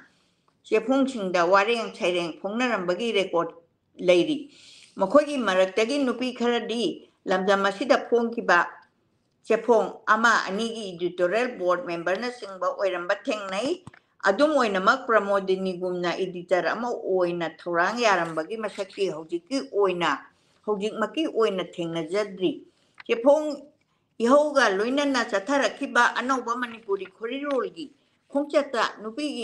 누비나 코타라키바세 얌나 ꯊꯦꯡꯕꯇ ꯅꯠꯇꯅ ꯌꯥꯝꯅꯁꯨ ꯃꯁꯤꯡ ꯂꯤꯛꯈꯤ ꯍꯧꯖꯤꯛ ꯐꯥꯎꯕꯗ ꯐꯣꯡꯕ ꯔꯦꯀꯣꯔꯗꯀꯤ ꯃꯇꯨꯡ ꯏꯟꯅ ꯂꯝꯗꯝ ꯑꯁꯤꯒꯤ ꯆꯦꯐꯣꯡꯗ ꯋꯥꯔꯦꯡꯗ ꯈꯨꯗꯣꯜ ꯇꯝꯂꯝꯕ ꯈ꯭ꯋꯥꯏꯗꯒꯤ ꯑꯍꯥꯟꯕ ꯈꯨꯏ ꯑꯁꯦ ꯔꯟꯙꯅꯤ ꯗꯦꯕꯤ ꯀꯧꯕꯤ ꯃꯇꯝ ꯑꯗꯨꯒꯤ ꯕꯥꯂꯤꯀꯥ ꯁ꯭ꯀꯨꯜꯒꯤ ꯑꯅꯤꯁꯨꯕ ꯑꯣꯖꯥ ꯑꯣꯏꯔꯝꯕꯤ ꯅꯨꯄꯤ ꯑꯗꯨꯒꯤ ꯃꯩꯇꯩ ꯅꯨꯖꯥ ꯃꯥꯡꯂꯦ ꯂꯥꯏꯔꯤꯛ ꯌꯥꯝꯅ ꯍꯩꯔꯕꯗꯤ ꯃꯥꯡꯗꯕ ꯌꯥꯒꯗꯔꯥ ꯍꯥꯏꯕ ꯋꯥꯔꯦꯡ ꯑꯁꯤꯅꯤ ꯃꯩꯇꯩ ꯅꯨꯖꯥ ꯃꯥꯡꯂꯦ ꯂꯥꯏꯔꯤꯛ ꯌꯥꯝꯅ ꯍꯩꯔꯕꯗꯤ ꯃꯥꯡꯗꯕ ꯌꯥꯒꯗꯔꯥ ꯍꯥꯏꯕ ꯋꯥꯔꯦꯡ ꯑꯁꯤꯅꯤ ꯋꯥꯔꯦꯡ ꯑꯁꯤ ꯅꯤꯡꯊꯧꯖꯝ ꯂꯩꯔꯦꯟ ꯁꯤꯡꯍꯅ ꯁꯝꯄꯥꯗꯟ ꯑꯣꯏꯕ ꯊꯥꯒꯤ ꯆꯦꯐꯣꯡ ꯌꯥꯀꯥꯏꯔꯣꯜꯒꯤ ꯀꯨꯝꯖꯥ 1838ꯒꯤ ꯑꯥꯒꯁꯇ ꯐꯣꯡꯈꯤꯕ 11 ꯁꯨꯕ ꯃꯁꯤꯡꯗ ꯌꯥꯎꯔꯤ ꯑꯗꯨꯕꯨ ꯂꯥꯏꯕꯛ ꯊꯤꯕꯗꯤ ꯑꯣꯖꯥ ꯑꯁꯦ ꯃꯈꯥ ꯇꯥꯅ ꯈꯨꯏ ꯑꯃꯠꯇ ꯃꯅꯤꯄꯨꯔꯤ ꯆꯦꯐꯣꯡ ꯑꯃꯗꯤ ꯈꯣꯔꯤꯔꯣꯜꯗ ꯊꯦꯡꯅꯈꯤꯗ꯭ꯔꯦ ꯃꯁꯤꯒꯤ ꯃꯇꯨꯡꯗ 1894ꯗꯒꯤ ꯐꯣꯡꯕ ꯍꯧꯈꯤꯕ ꯌꯥꯎꯁꯪ ꯃꯁꯤꯡ ꯄꯨꯖꯥ ꯃꯁꯤꯡ ꯍꯥꯏꯅ ꯃꯤꯡꯊꯣꯟꯕ ꯆꯍꯤ ꯑꯅꯤꯔꯛ ꯐꯣꯡꯕ ꯅꯍꯥꯔꯣꯜ ꯍꯥꯏꯕ ꯆꯦꯐꯣꯡ ꯑꯁꯤꯒꯤ ꯁꯝꯄꯥꯗꯟ ꯃꯟꯗꯜꯗ ꯃꯦꯙꯥꯕꯇꯤ ꯀꯧꯕꯤ ꯅꯨꯄꯤ ꯃꯆꯥ ꯑꯃꯅ ꯂꯦꯗꯤꯁ ꯁꯦꯛꯁꯟꯒꯤ ꯁꯕ ꯏꯗꯤꯇꯔ ꯑꯣꯏꯈꯤ ꯃꯦꯙꯥꯕꯇꯤꯁꯤ ꯑꯩ ꯇꯝꯐꯥꯁꯅꯥ ꯁ꯭ꯀꯨꯜꯒꯤ ꯑꯩꯈꯣꯏꯒꯤ ꯍꯦꯗ ꯃꯤꯁꯇ꯭ꯔꯦꯁ ꯑꯣꯏꯕꯤꯔꯝꯕꯤꯗꯨ ꯃꯥꯜꯂꯤ ꯑꯩ ꯀꯩꯅꯣꯗꯤ ꯁꯕꯖꯦꯛꯇꯨ ꯀꯔꯦꯛꯁꯟ ꯍꯥꯏꯅ ꯍꯥꯏꯖꯔꯒꯦ ꯑꯗꯨꯒ ꯃꯥꯒꯤ ꯇꯥꯏꯇꯜꯁꯤ ꯍꯥꯞꯄꯝꯗꯕꯅ ꯃꯔꯝ ꯑꯣꯏꯗꯅ ꯆꯦꯐꯣꯡ ꯑꯁꯤꯗꯒꯤ ꯂꯥꯏꯁ꯭ꯔꯝ ꯒꯣꯄꯥꯜꯅ ꯁꯝꯄꯥꯗꯟ ꯇꯧꯕ ꯌꯥꯎꯁꯪ ꯃꯁꯤꯡꯗ ꯃꯦꯙꯥꯕꯇꯤ ꯗꯦꯕꯤꯅ ꯏꯕ ꯀꯪ ꯃꯆꯥ ꯍꯥꯏꯕ ꯑꯇꯦꯟꯕ ꯋꯥꯔꯦꯡ ꯑꯃ ꯌꯥꯎꯔꯤ ꯃꯁꯤꯒꯤ ꯃꯇꯨꯡꯗ ꯈꯨꯔꯥꯏꯖꯝ ꯕꯨꯙ ꯁꯤꯡꯍꯅ ꯁꯝꯄꯥꯗꯟ ꯇꯧꯕ ꯆꯦꯐꯣꯡ ꯑꯁꯤꯒꯤ ꯄꯨꯖꯥ ꯃꯁꯤꯡꯗ ꯑꯏꯕꯤ ꯑꯁꯤꯅ ꯄꯤꯕ ꯁꯥꯇ꯭ꯔꯤ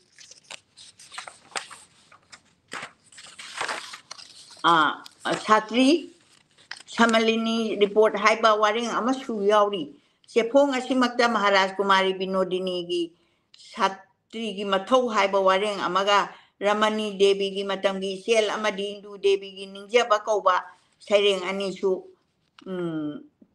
ꯑꯅꯤꯁꯨ ꯐꯣꯡꯈꯤ ꯃꯇꯝ ꯑꯁꯤꯗ ꯄ꯭ꯔꯃꯣꯗꯤꯅꯤꯅ ꯏꯝꯐꯥꯜꯗ ꯀ꯭ꯂꯥꯁ 10 ꯇꯝꯂꯤꯉꯩ ꯑꯃꯗꯤ ꯕꯤꯅꯣꯗꯤꯅꯤꯅ ꯁꯦꯟꯠ ꯃꯦꯔꯤ ꯀꯣꯂꯦꯖ ꯁꯤꯂꯣꯡꯗꯅꯤꯀꯣ ꯑꯗꯣ ꯁꯤꯂꯣꯡꯗ ꯃꯍꯩ ꯇꯝꯗꯨꯅ ꯂꯩꯔꯤꯉꯩ ꯃꯇꯝꯅꯤ ꯑꯗꯨꯒ ꯑꯣꯖꯥ ꯄ꯭ꯔꯃꯣꯗꯤꯅꯤꯅ ꯃꯅꯤꯄꯨꯔꯗ ꯇꯝꯕ ꯑꯗꯨꯅ ꯃꯇꯝ ꯑꯁꯤꯗ ꯃꯦꯙꯥꯕꯇꯤ ꯗꯦꯕꯤꯕꯨ ꯏꯝꯐꯥꯜꯗ ꯃꯍꯩ ꯇꯝꯍꯧꯗꯨꯅ ꯃꯅꯤꯄꯨꯔꯒꯤ ꯃꯅꯨꯡ ꯃꯄꯥꯟꯗ ꯂꯩꯔꯤꯕ ꯅꯨꯄꯤ ꯃꯆꯥꯁꯤꯡꯒ ꯅꯤꯡꯊꯤꯅ ꯄꯥꯎ ꯐꯥꯎꯅꯗꯨꯅ ꯂꯝꯗꯝ ꯑꯁꯤꯗ ꯅꯨꯄꯤꯒꯤ ꯐꯤꯕꯝ ꯈꯔꯗꯪ ꯑꯣꯏꯔꯕꯁꯨ ꯐꯒꯠꯅꯅꯕ ꯌꯥꯝꯅ ꯀꯟꯅ ꯍꯣꯠꯅꯈꯤꯕ ꯃꯇꯝꯅꯤ ꯃꯇꯝ ꯑꯗꯨꯒꯤ ꯃꯤꯍꯨꯜ ꯄꯨꯗꯨꯅ ꯕꯤꯅꯣꯗꯤꯅꯤꯅ ꯃꯍꯥꯛꯀꯤ ꯁꯥꯇ꯭ꯔꯤꯒꯤ mathau haiba wareng aduda matam adugi khut tek tuna masing pa ba ya riba laik lai sui mangal phanglabi nubi macha singa tawba ya ba pangthokphom thoklaba thaudang kaya phongdok lami satra oringai matamda samaj amadi deshi jakhonaba khanbada khwaidagi khudong chaba matamni ngasi aigi pungningda bhapna thalli iyumi kai pankraba matungda di bhap mayama simut kibe yai haiduna samaj deski maramda iba chawa prabanda adu phongna badi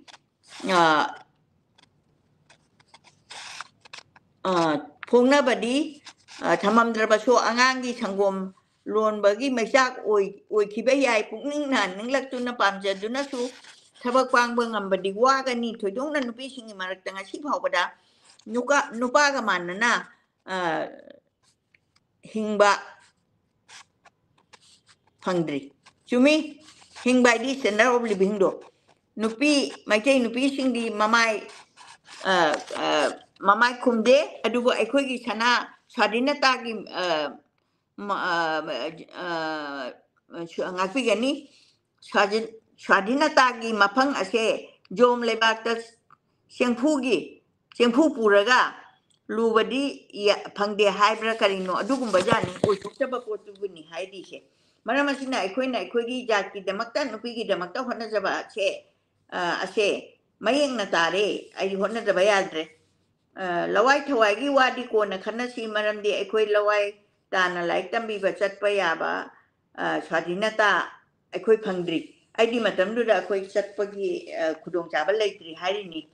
masigi thabaga se satra singda pisi aikhoi hojik tawgadaba se laik tambi ba bhara se class 10 gina class 8 phawagi mathakta piba daga wangkhai dagina lakpa chatri singna palina iduna wangkhai gi nupi macha sing tambiba asumna lamlamgi yaskul na like yaskul gi khurai gi asina singba smaina tampasana kanagumba lekai gi buchel chawba badra lok singna sangoi lukoi haijaduna niba aidi matamduda school ru leitringai matamda sangoi ga khitang chawbada haijaduna laitamba duguni takpirise masigi karya patina singba manipur girls student committee na khanaraga maraina tholakani budasing sampadak disingama chamapan ni phumathoi sepong asiki matungda nupi sampadak mandalgi member puthokiba sepong amana jananeta hijam irabonna sampadan tawwa sayolgi sepong anauba juk haibasini sepong ase kumjali singama chamapan ni phutaret ta april thadagi phongbo hokeba masidagi miyoi tare na saba editorial board kumari takhelamam thobi debi suyauki adubu nupi sampadak oiba maitai longi sepongdi yamna thengna puthoraki ingkum jali singama chamapan humputaret october ki ahan ba phongba ima chawi debi na sampadan tawduna ekoi haiba sepong ase khunagi ahan ba nupi na sampadan tawwa sempongni asam manipur nagaland amadi kasar maikegi nupina sampadan tawwa amatta ngairaba manipuri mapanda phongba sepong ase thagi sepongni masigi matungda nupina sampadan tawwa lamda masigi sepong sing ase manipuri chanura leise maru lisingama chamapan humpumapan gi macha leima na chaorba sangtani lisingama chamapan humdrama thoi mahila kalyan samiti lisingama chamapan humpuni thoi nupi gi yaipa thaurang lisingama chamapan humdrama nga leimarol khorjai kol lisingani ama adagi leikol lisingani ahum asina singba yauri sepung asigi maraktagi manipuri khorirol gi damakta oiba tasengba sepongdi leimarol khorjai kol gi leikon haibasini sepong asigi ahanba editor kumari khaidem pramodini na oiki sepong asigi ahanba chahida amuk tang puthoklambadagi kumjali sing ani tara ni pandagi di chahida anira puthorakle lamda masigi ahum adugi lamjing lamtak lamdam asigi nupi ai bising tagi oiba lup asigi khumabi oibi ꯑꯍꯨꯝꯒꯤ ꯂꯝꯖꯤꯡꯒꯤ ꯑꯍꯨꯝ ꯍꯥꯏꯗꯤ ꯉꯁꯥꯏ ꯑꯣꯖꯥ ꯑꯍꯨꯝ ꯑꯣꯖꯥ ꯄ꯭ꯔꯃꯣꯗꯤꯅꯤ ꯑꯗꯨꯒ ꯑꯣꯖꯥ ꯊꯣꯏꯕꯤ ꯑꯃꯗꯤ ꯃꯍꯥꯔꯥꯖ ꯀꯨꯃꯥꯔꯤ ꯂꯝꯖꯤꯡ ꯂꯝꯇꯥꯛꯀꯤ ꯃꯈꯥꯗ ꯃꯅꯤꯄꯨꯔꯤ ꯈꯣꯔꯤꯔꯣꯜꯕꯨ ꯅꯨꯡꯁꯤꯖꯔꯕꯤ ꯑꯏꯕꯤꯁꯤꯡꯅ ꯄꯨꯟꯁꯤꯟꯗꯨꯅ ꯁꯦꯝꯖꯈꯤꯕꯅꯤ ꯂꯨꯕꯁꯤꯒꯤ ꯃꯃꯤꯡ ꯑꯁꯤꯃꯛ ꯂꯥꯏꯑꯣꯏꯈ꯭ꯔꯕꯤ ꯑꯏꯕꯤ ꯄ꯭ꯔꯃꯣꯗꯤꯅꯤ ꯗꯦꯕꯤꯅ ꯊꯣꯟꯕꯤꯔꯝꯕꯅꯦꯕ ꯑꯩꯗꯤ ꯉꯁꯥꯏꯒꯤ ꯂꯩꯃ ꯔꯣꯜ ꯈꯣꯖꯩꯀꯣꯜꯁꯦ ꯃꯇꯧ ꯑꯁꯨꯝꯅ ꯆꯠꯊꯔꯛꯂꯤꯕ ꯅꯨꯄꯤ ꯃꯆꯥ ꯑꯅꯧꯕ ꯃꯅꯤꯄꯨꯔꯤ ꯈꯣꯔꯤꯔꯣꯜꯒꯤ ꯈꯣꯡꯆꯠꯇ ꯀꯨꯃꯥꯔꯤ ꯈꯥꯏꯗꯦꯝ ꯄ꯭ꯔꯃꯣꯗꯤꯅꯤꯅ ꯈ꯭ꯋꯥꯏꯗꯒꯤ ꯑꯍꯥꯟꯕ ꯅꯨꯄꯤ ꯏꯗꯤꯇꯔ ꯑꯃꯗꯤ ꯅꯨꯄꯤꯅ ꯏꯕ ꯃꯄꯨꯡ ꯐꯥꯕ ꯂꯥꯏꯔꯤꯛ ꯄꯨꯊꯣꯛꯄ ꯍꯧꯈꯤ ꯃꯍꯥꯛꯀ ꯊꯧꯃꯨ ꯅꯥꯎꯃꯨꯟ ꯍꯧꯃꯤꯟꯅꯈꯤꯕ ꯑꯇꯩ ꯑꯏꯕꯤꯁꯤꯡꯒꯤ ꯂꯥꯏꯔꯤꯛꯇꯁꯨ ꯃꯉꯣꯟꯗꯒꯤ ꯄꯪꯊꯦꯡ ꯊꯦꯡꯗꯅ ꯄꯨꯊꯣꯛꯅꯔꯛꯈꯤ ꯈꯨꯗꯝ ꯑꯣꯏꯅ ꯀꯨꯃꯥꯔꯤ ꯇꯈꯦꯜꯂꯝꯕꯝ ꯊꯣꯏꯕꯤ ꯗꯦꯕꯤꯅ ꯑꯉꯥꯡꯒꯤ ꯂꯥꯏꯔꯤꯛ ꯁꯃꯥꯖ ꯁꯤꯟꯗꯝꯕ ꯍꯥꯏꯕꯁꯦ ꯏꯪ ꯀꯨꯝꯖꯥ 1889ꯗ ꯐꯣꯡꯈꯤꯕꯅꯤ ꯂꯥꯏꯔꯤꯛ ꯑꯁꯤ ꯆꯍꯤ ꯑꯁꯤꯃꯛꯇꯗ ꯏꯗꯨꯀꯦꯁꯟ ꯑꯦꯖꯅ ꯁꯤꯟꯕ ꯑꯉꯥꯡꯒꯤ ꯈꯣꯔꯤꯔꯣꯜ ꯆꯥꯡꯗꯝꯅꯕꯗꯁꯨ ꯃꯅꯥ ꯐꯪꯈꯤ ꯏꯉꯥꯎ ꯉꯥꯎꯖꯕꯤ ꯌꯥꯝꯅ ꯂꯥꯏꯔꯅ ꯍꯧꯔꯛꯈꯤꯕꯤ ꯃꯅꯤꯄꯨꯔꯤ ꯈꯣꯔꯤꯔꯣꯜꯕꯨ ꯊꯃꯣꯏ ꯁꯦꯡꯅ ꯅꯨꯡꯁꯤꯖꯈꯤꯕꯤ ꯑꯃꯗꯤ ꯃꯍꯥꯛꯅ ꯉꯝꯖꯕ ꯃꯑꯣꯡꯗ ꯅꯨꯄꯤ ꯈꯨꯟꯅꯥꯏ ꯑꯃꯗꯤ ꯈꯣꯔꯤꯔꯣꯜꯒꯤꯗꯃꯛꯇ ꯍꯣꯠꯅꯖꯔꯝꯕꯤ ꯄ꯭ꯔꯃꯣꯗꯤꯅꯤꯅ ꯃꯅꯤꯄꯨꯔꯤ ꯈꯣꯔꯤꯔꯣꯜ ꯀꯔꯝꯅ ꯀꯜꯂꯝꯕ ꯊꯣꯏꯗꯣꯛꯄ ꯃꯐꯝ ꯑꯃꯗꯤ ꯄꯨꯛꯆꯦꯜ ꯁꯦꯡꯅ ꯃꯍꯥꯛꯅ ꯍꯥꯏꯅꯤꯡꯕ ꯋꯥꯐꯝ ꯈꯔ ꯑꯗꯨ ꯂꯧꯊꯣꯛꯂꯛꯄꯣꯏ ꯌꯥꯎꯗꯅ ꯐꯣꯡꯗꯣꯛꯄ ꯉꯝꯕ ꯈꯨꯠꯏꯒꯤ ꯃꯁꯛ ꯑꯁꯤꯅꯤ ꯃꯇꯥꯡ ꯑꯁꯤꯗ ꯃꯔꯤ ꯂꯩꯅꯅ ꯊꯣꯏꯕꯤ ꯗꯦꯕꯤꯅ ꯃꯍꯥꯛꯄꯨ ꯑꯁꯨꯝꯅ ꯁꯛ ꯇꯥꯛꯈꯤ ꯄ꯭ꯔꯃꯣꯗꯤꯅꯤꯅ ꯉꯥꯡꯅꯤꯡꯕ ꯁꯛꯅꯤꯡꯕ ꯐꯣꯡꯗꯣꯛꯄ ꯑꯀꯤꯕ ꯂꯩꯇꯦ ꯑꯈꯥꯛꯄ ꯂꯩꯇꯦ ꯍꯦꯛꯇ ꯐꯣꯡꯗꯣꯛꯏ ꯍꯦꯛꯇꯃꯛ ꯏꯊꯣꯛꯏ ꯃꯁꯤ ꯑꯏꯕꯤ ꯑꯁꯤꯒꯤ ꯆꯥꯎꯔꯕ ꯒꯨꯟ ꯑꯃꯅꯤ ꯏꯒꯦ ꯈꯜꯂꯕꯗꯤ ꯏꯕꯗ ꯑꯀꯤꯕ ꯂꯩꯔꯣꯏꯗꯕꯅꯤ ꯑꯀꯤꯕ ꯄꯣꯛꯂꯣꯏꯗꯕꯅꯤ ꯄ꯭ꯔꯃꯣꯗꯤꯅꯤ 1837 ꯂꯃꯥꯏ ꯑꯃ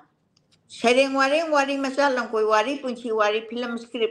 ꯗ꯭ꯔꯃꯥꯅꯆꯤꯡꯕ ꯃꯈꯜ ꯃꯊꯦꯜꯒꯤ ꯈꯨꯠꯏꯁꯤꯡ ꯂꯥꯏꯔꯤꯛ 30ꯒꯤ ꯃꯊꯛꯇ ꯄꯨꯊꯣꯛꯈ꯭ꯔꯕꯤ ꯄ꯭ꯔꯃꯣꯗꯤꯅꯤ ꯌꯥꯝꯅ ꯇꯣꯔꯔꯤꯡꯕ ꯑꯏꯕꯤꯅꯤ ꯇꯣꯔꯔꯤꯡꯕꯤꯗꯤ ꯀꯩꯅꯣꯕꯨ ꯏꯆꯝ ꯑꯆꯨꯝꯕ ꯋꯥ ꯉꯥꯡꯕꯗ ꯁꯤꯝꯄꯜ ꯋꯥꯔꯗ ꯃꯤꯁꯦ ꯑꯗꯨꯝ ꯍꯥꯏꯕ ꯉꯝꯕ ꯏꯕꯗ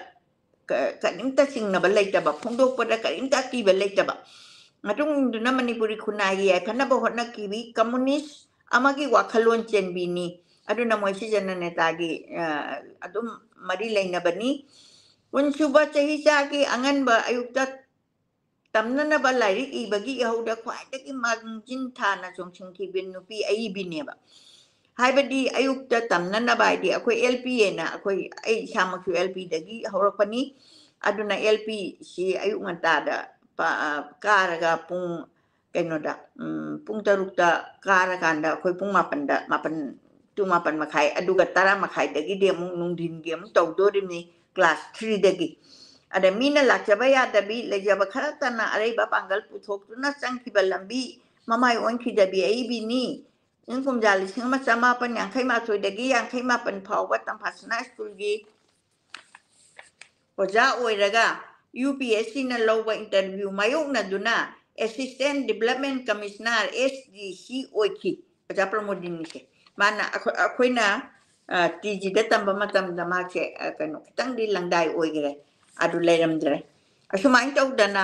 ꯍꯥꯏꯕꯗꯤ ꯑꯩꯈꯣꯏ ꯑꯣꯖꯥ ꯄ꯭ꯔꯃꯣꯗꯤꯅꯤꯅ ꯇꯥꯛꯄ ꯄꯔꯥ ꯇꯥꯕ ꯐꯪꯉꯛꯇꯦ ꯑꯗ ꯑꯣꯖꯥ ꯊꯣꯏꯕꯤꯅ ꯇꯥꯛꯄꯗꯤ 7ꯗꯒꯤꯅ 10 ꯐꯥꯎꯁꯦ ꯑꯗꯨꯝ ꯑꯩꯈꯣꯏ ꯂꯣꯏꯅꯖꯔꯛꯏ ꯁꯤꯡꯊꯥꯕ ꯌꯥꯕ ꯃꯁꯛ ꯅꯥꯏꯕ ꯈꯨꯠꯏ ꯊꯣꯏꯅ ꯊꯦꯡꯅꯗ꯭ꯔꯕꯁꯨ ꯃꯍꯥꯛꯀꯤ ꯂꯧꯊꯣꯛ ꯂꯧꯈꯣꯏ ꯂꯩꯇ꯭ꯔꯕ ꯄꯨꯛꯆꯦꯜ ꯁꯦꯡꯅ ꯐꯣꯡꯗꯣꯛꯄ ꯉꯝꯕꯒꯤ ꯊꯧꯅꯥ ꯑꯁꯦ ꯃꯇꯝ ꯄꯨꯝꯅꯃꯛꯇ ꯑꯄꯥꯕꯁꯤꯡꯅ ꯅꯤꯡꯁꯤꯡꯍꯧꯔꯒꯅꯤ ꯑꯩꯅ ꯁꯨꯝ ꯄꯥꯖꯔꯛꯄꯗꯁꯨ ꯃꯔꯛꯁꯤꯗ ꯑꯟꯗꯃꯥꯟꯗꯒꯤꯔ ꯑꯃꯈꯛꯅ ꯑꯣꯖꯥ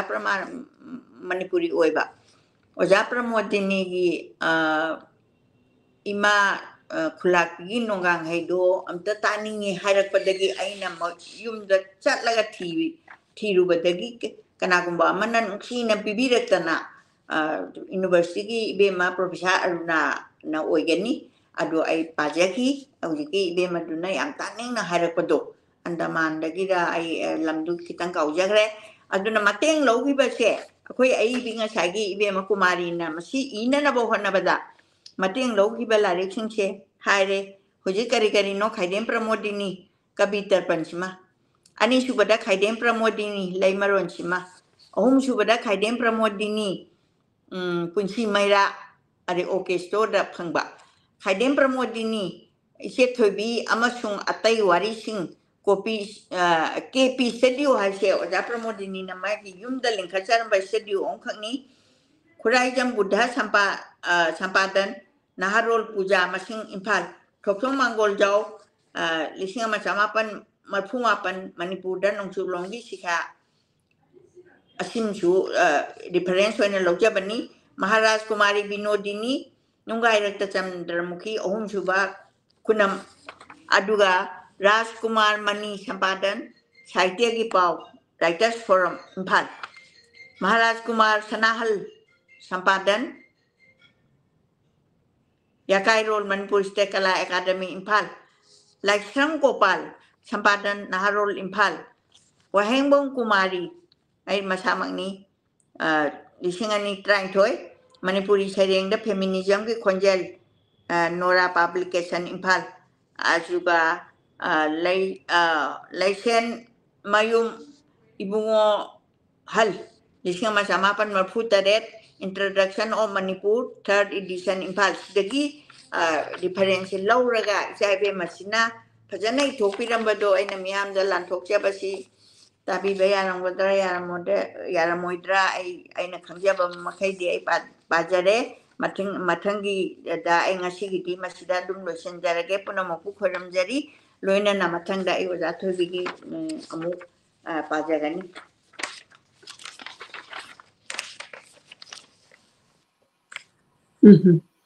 koi imana ngasi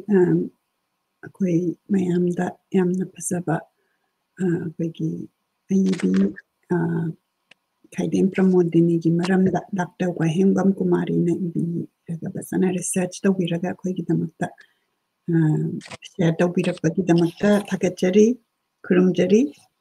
da aina photo si share tawbada aigi app sida khara asoiba ma laire blue screen se hek lai ai tang check tawjage do magi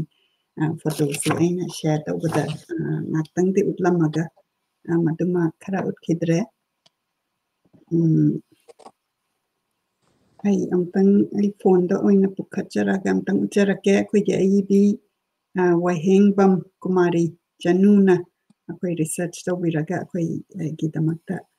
share tawbibagi damakta thakachari photos maina ucharake ure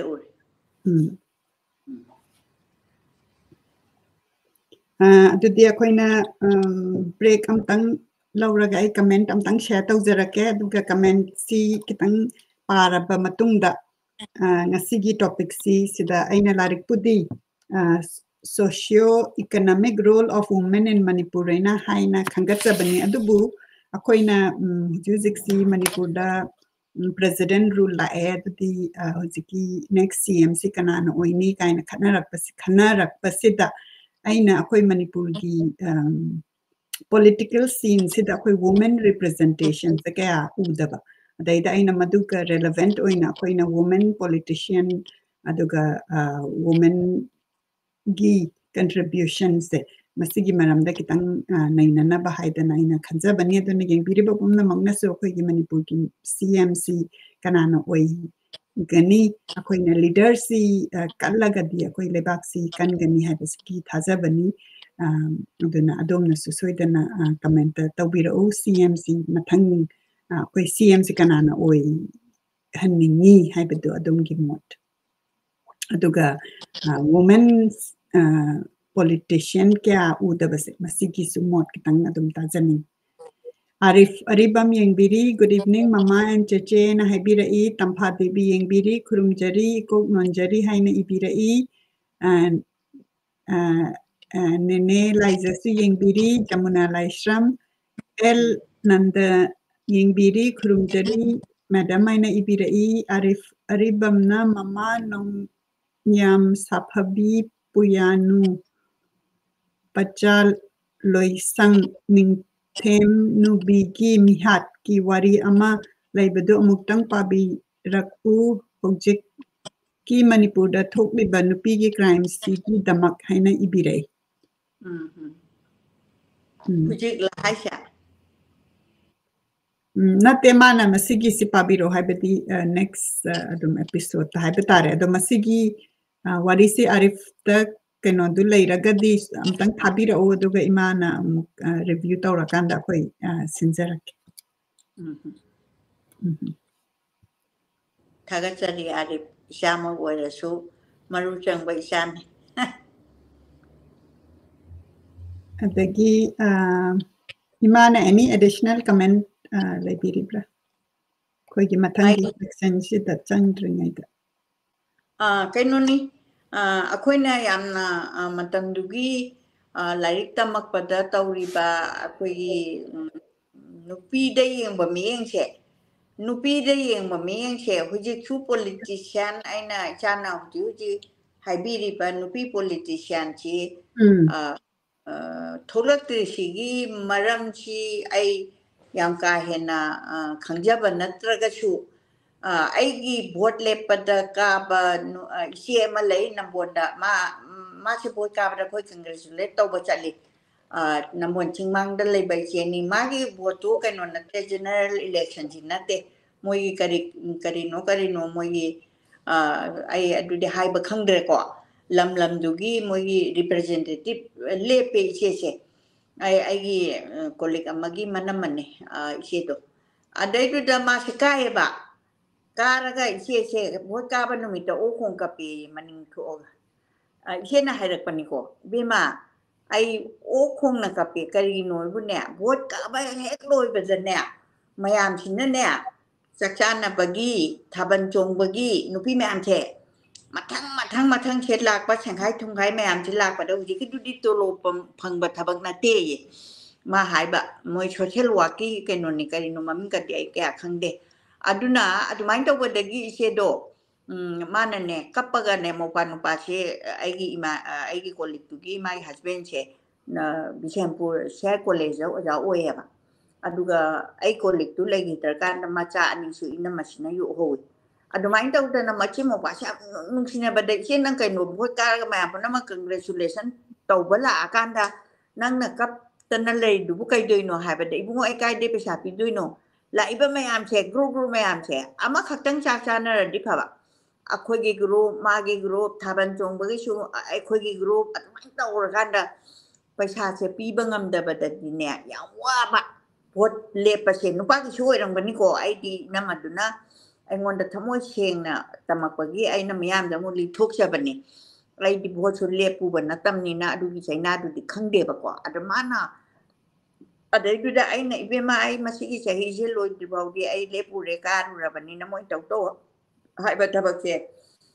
tau ra ge du ga ai matung da di bo among lepu ha ba ai ne example pi se ina ma du pu thok tan hai ba na te ko si mi khuding mak ta tawrong ga ne ba soi da na aduna chenja thumjai na lai se ngasi chenja thumjai se gomin da tai na de ba ai di ai gi mentally ai su khoi su chenja thumja gi marak ta taw ngam da na khoi kap ta ra le rin da na adai du da akhoi kano si da buat si da paisa lo gum che hare ko discussion si taw ram na ai gi own knowledge ai kitang cha tong ye ge buat da paisa lo ra gum si akhoi ming da dum lo bi ra mi le kai gi chan ni cha yam nung chi ba mayam na ko ai na kai gum ba kan de mla ka do ai gi che imai na ko ba ma tam ni nai bo ai gi ming da pa sha ga su lo we ta do nang pi ra kan ko hai ko yam kai chi bot da ka pa sha lo re ka ri gi lo ri noi bu ne hang ba da ne hai yang thaba ha pi o kan da di moi pa sha pi o har kan ni aduna ko hi la ho da ya de hai adu chu ma dro khana adu di ai ngon da di chung de ko angang chung de di chu me ba adagi shari ba mi mantri mandon chi chu na moi se pa sa de ya de ba kai noi de praja se pa sa pi de bo tha de ba adu moi di government de gi pi pa ha ya tam ni na moi tawe ba adu na di akhoi mai te gi nupi gi candidate se ka mai thol ka doi no ba nupi ye si de am kai he na so strict oi rim do imong manung thabak mayam ka du pu ra da na chai da na ba ngang da na ba kai nai ho ga la ka taw ye ri ne ba taw ri be thabak mayam se adu oi ra ga di nupi thora kadra nupa sing chidi atum moi mana ni na moi ngauja da na akoi ji aina khalle ko chief minister ke ai masi matang si de ai shop ti songning da bane to su Moi mari manga ka paksong de ka chong thora ga isu khuta mobile lam pa ye rim ni na ha chu ye do adai do moi myam jam ling yen jam an na ga ama kha taw hala si ka hayaning bado ai na dingam je da ba adu hayaning bado adu loina bak thok le e ba thok la ni na akhoi hu taw ri myam che maram yang khang ban na te ko taw ri ba she aduna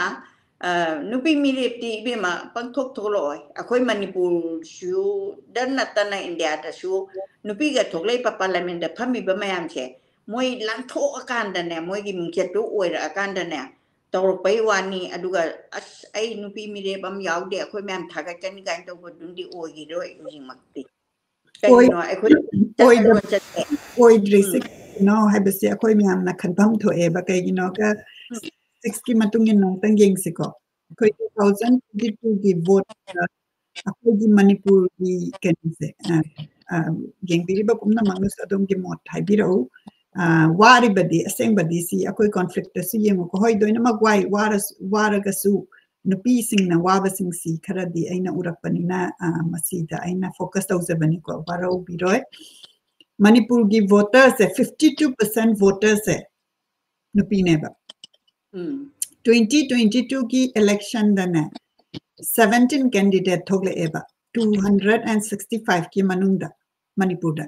ado masi percentage oina yenga ga di 6.42% women ko candidate oina thogle ise ado ka bana kaya no kari se sit manga kaya ba sit manga kara di si kya tare 1% pho padre ba ado di nupi na tholak pada akhoi gi voice nupi na wari ba gi voice di akhoi na kya udre aduga masigi representation sigi akhoi na kitang akhoi da khanbam thokra ina khalde aduga akhoi gi hana try tawdabadi nate ko akhoi gi nupi gi vote ki tholak pada tholakre Brinda Thonaujam yamna very strong candidate ma ka gide Sharmila Irom ka gide single digit double digit am low da atu tawki adagi Mericom khalle do Mericom si Manipur gi maram nangang ba aina kaya magi footage singna de aduga opportunity se leira kanda akoina voice se kaya tholaktre se karigino kaina sigumba se akoina hujiki akoigi Manipur gi situation sida akoina khare reflect tauba gadraina aina sum akoi topic si khangacha bani adagi akoi je shada ma hujik akoigi women politician the lady adubuma forefront aina gadi amna magi footage se yengzaba do yang kana tholapadi uja de hai batare aduna women politicians si akoina support tawbase masigi maramda kitang khana naina minna sai tare do imana di hoi yamna practically yang baniko idi imana akoi Manipur gi situation adagi akoi de tawnari baduga adubu akoina masi khanbam thokpra waraga su masi thokpra ina do khanjabagi wani ma adagi mathang amuk topic kathara si hang nei na basu adum very interesting hai tare ma yam namaki comment su ai su taningi sumai kan nei na baga si amna kanu eraga di adum atopa mu khannin dan aduna ai punama ku tabiri ba ai si tabiri ba punama khelo na bak thagat pa si ta ko howe ba ko aduna ai tabiri ba yang biri ba punama isa sing isu sing ko ada inau sing kwa sing punama ku ai hana ko non jadi khuram jadi aduga punama ku thagat jadi the day imasi amtang makada amuk sing thazage aduga ai presentation si pira ba matungda amuk ima amuk sing khala kanda khoi amuk kitang khana naina minas. So today we are going to talk, and this is the segment for English, and thank you to everybody who has been watching on YouTube and commenting, because people are interested to know about Manipur, and it is a very small gesture from our team to learn a little bit about Manipur. So today we want to talk a little bit about role of women in Manipur, and we want to focus in the representation for in the political scene. So I just spoke about the statistics, but just let's talk about 2022 election. So 52% of the voters are women in Manipur, But if you see the number of candidates, there were 17 candidates out of 265, which is only 6.42% women candidate. And out of that, only 5 were elected. Okay, so the representation is like really low. And all this are, the source of all this are in the newspaper. So women outnumber male voters in Manipur, but hard to find them among candidates in the fray. Okay, so this was covered by one of the newspaper. Why Manipur's women remain underrepresented in electoral politics? So that is a question we need to reflect on.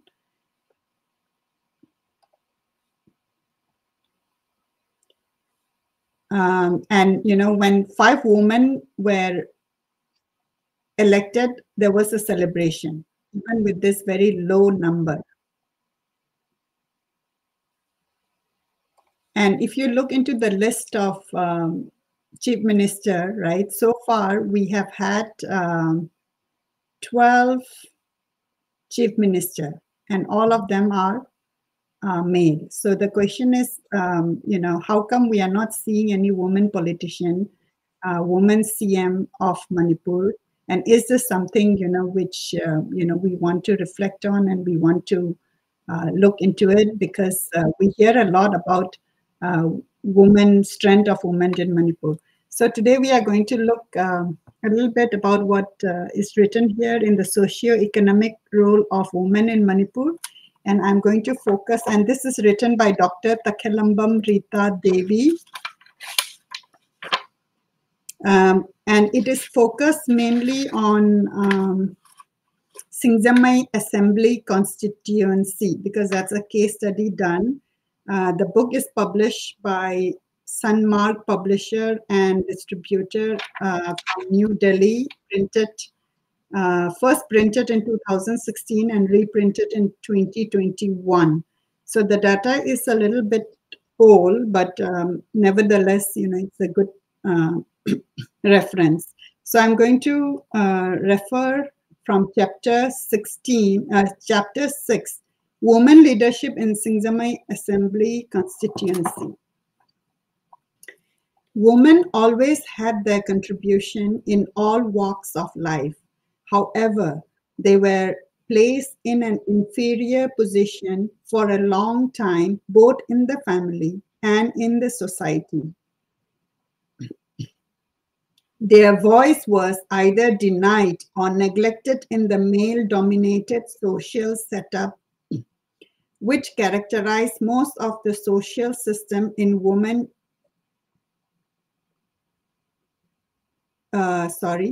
which characterized most of the social system in different countries of the globe. Therefore, in earlier time, the question of women leadership in any field was never taken up seriously. According to Mosca, in all the societies, 2 classes of people appear: a class that rules and a class that is ruled. Here, women as rulers were found to be very few in number. Majority of the women remain suppressed, exploited, and in a much inferior position. With modernization, certain changes have emerged regarding the position and status of women. In fact, women empowerment has been given great emphasis from the middle of 1970s with the declaration of the year 1975 as International Women's Year. In India, also the year 2001 has been declared as Women Empowerment Year. In Manipur, women spearheaded many movements focusing on major issues of the state. It will be therefore worthwhile to study the role and leadership of women in social, economic, and political fields of the state. Manipuri women are known to be very active in the social life of Manipur. Their participation in social activities always marked a higher degree than women in other parts of India. The women's movement of 1904 and 1939 are well known in the history of Manipur. However, the recent years have witnessed that women of Manipur are still continuing their social activities since post-independence period till now. Economically, women extend financial support to their family at their best level. In spite of their labor, they are not treated equally with men, as the society in Manipur is based on patriarchal structure. Although the center and state government have undertaken developmental programs for the development of women, the gender difference is visible in the society, especially amongst the manual labor group. It may also be noted that some women in group have taken up initiative in the formation of enterprise and many other groups of such type only with the aim of uplifting the financial condition of women. The role and pattern of leadership taken by the women of Singjamai Assembly constituency may be studied by adopting three approaches: social, political, and economic. So I'm going to focus more on the political scene because it's a very long chapter. Political activities. In Manipur, the participation of women in politics is at a lower level. The marginal representation of women in the Legislative Assembly is the proof to it. It is always a rare case for women to win elections in a fight with men. Women became the members of the decision-making body for the first time in Manipur in the Territorial Council in 1957. Two women were nominated by the President of India in consultation with the Chief Commissioner. They were Srimati Lingzaineng Gangte, Congress MLA, and R.K. Mukhra Devi, Congress MLA. So that was in 1957, okay? Two women were nominated by the President of India in consultation. So they were Srimati Lingzaineng Gangte and R.K. Mukhra Devi. Both were Congress MLAs. The result of the last two assembly elections, 2002 and 2007, shows that the performance of women in politics is still pathetic. In the 8th Manipur Legislative Assembly held in 2002, only W. Laima of Nauria Pakhangba Assembly Constitution got elected. The same has been repeated in the 9th Manipur Legislative Assembly election held in Feb 2007. In the election of Khangabok Assembly Constitution in June 2007, Srimati O. Landhoni Devi was elected. Out of 60 seats of the Manipuri Legislative Assembly, women could obtain only one seat in the last two elections. It clearly shows the poor performance of women and the domination of male in the electoral politics in Manipur. The poor status and participation of women in politics is also obvious in Singjamai Assembly constituency, Manipur. So far, no woman has been elected as MLA, and politics does remain a masculine activity in Singjamai. It is unfortunate that women voters do not encourage the women candidates. Moreover, majority of the women respondents do not prefer a woman MLA in Singjamai Assembly constituency, Manipur. This has been reflected in the Imphal Municipal Council election also. Women got elected as councillor only when there is a reservation of seats for them under the 74th Constitutional Amendment Act 1993. In the last municipal council election held on 31st May 2006, B. Memcha Devi, Ward number 15, was elected under the provision of Act. Although women lagged far behind men in politics, it does not mean that they remain outside the periphery of this field. For the women in general, knowingly or unknowingly, they become active, especially at the time of election. They participate in the election campaigns, attend election mobilization program like camera meeting, procession, build up election tempo amongst the people. But majority of the women who participated in this program lacked higher political awareness. The political activities of women in Singamai Assembly constituency may be studied by taking into account the three women wing of the three political parties, namely the Manipur People's Party, Communist Party of India, and Indian National Congress. So there are a lot of other details here. But the gist and the question to all of us is, why do we not see women politicians in Manipur when there are so many women who are working very strongly, behind the scene, participating in election campaigns, attending election mobilization, etc. So that is what I would leave you with the question that why do we not see Manipuri women in the political scene? Masi hairaga ay imamuk ay matakta ukatsarake. Aduna masigi topic sida irisi masi research oina case study oina tawbirak pane Singamai gida. Adaida aidi akoigi vote ki adagi tawbasida akoigi behind the scene di akoi woman gi yamna urakanda leader oina udabase. Masigi questions in about koi sada koi na hanjari se. The imana hambada mo pibigre ko example lama. Ado iman dumyam koi na Manipur da experience later banina koi na koi masengi unity si sukara what praina khale ko koi leadership is khai bi ki beda koi na president rule select ngin mamang da koi na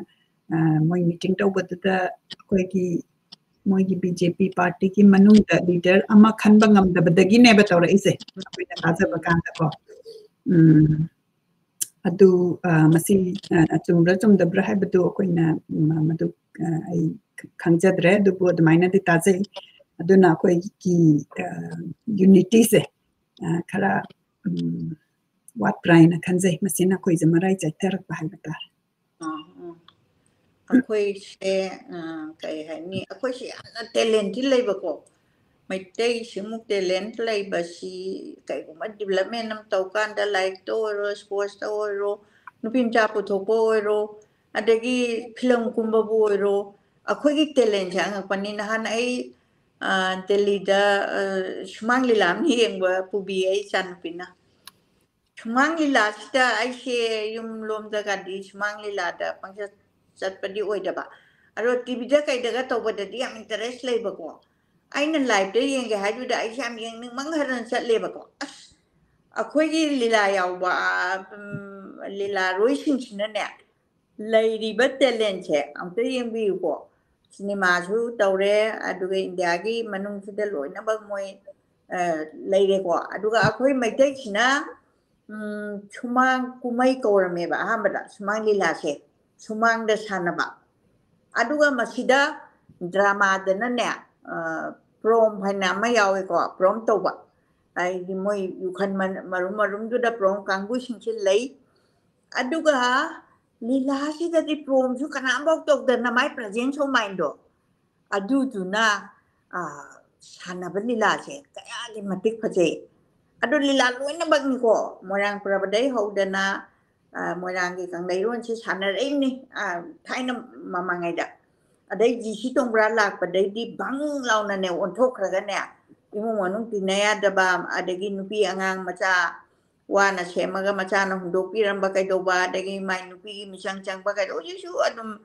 India gi keno da su adum mayam ulli dan ko masai dan ne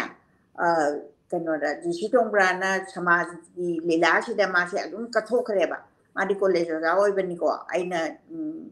be tam ngai da bang college tam ngai da ojana lamjing bi pani oja college du ojani but ma drama ba miem ne ba aduna ma si no ngan ba ga ne magi yumdu da sungai leiroi ba top le ki kalbatu da ne phamaga ne boy empire leitui ni ju ko sa da ba sat pa ka se mai lila da yaw thoki ne na ko adumai tawra kan da lila su on thoki ba ji ji tong bra ki lila du da su hakta no ma ji ji tong bra se I want a high class high ไอ้สิมินิสันนักเอาเดนะpolice ก็หลักแต่ไหนดีการุรำนี่เนี่ยลีลาอีบกี้นะหายกว่าอะดูมานะยังชิงนะอีบันนี่นะมาเชสิมินิสันนะมุการีเด็ดที่ละเล่ว่าจานนั้นตั้มมีปะอะดามานะมณีปูร์กีราชนิติกีอามาค่ะอีบัจานี่ก็อยู่เชนจ้าบักก็เสียเขาระกันสิดาอะได้อีบัสิดาลีลาโรยสิงห์นะให้มันกิจนะมามิงเชPali bersarkar sigi matam dugi maming jilwe ha pura bakwa. Ada lila se tatike che phangnadra are andal utki bane ba lila. Adu main tau dana ji sitong bra se pha bala aka na mai skip se pura salaga sari ang biyo ai di kan am tagi maming panjade ai di haju hangan adagi kano upal lepan adu da maming adagi kano lamhui ka na adu main na maming thole ba madi adu nate haibadagi sorry waja waro wiya de thile haibagi wadi ma leba manipur gi talent ni ko ina usaningi se adu na han delhi la yeng badu da ai dine hogot ni buka ram ko aset ane nupi sabi ohum yaw ko adagi nupa adagi kaino kadi kara di kangi silo yaw re ko dialogue ka se kamai to no khang de ko amata na kaino latte ba ai na paris ne hena latte môi nè tàu đi bắt talent nè bà mai practice ôi bé practice phần nè tàu rồi cái số mai talent nằm lấy đi bà adu cái talent đó akwai unity the talent sẽ lấy làm ta cái để akwai success ôi nè hay giờ bên đó nupi se nupa nè hành thà bên nát tiệt bà nupi akwai nè nupi se đum khara hành thà rap đum tham gia bà nupi ang san brahmon hay bà wahai mà mayam tabi ram mayong ngay ang sing di taram mà rồi nupi ga angang ga san ga brahmon ga semana ru no harim ne ba mayam na society sida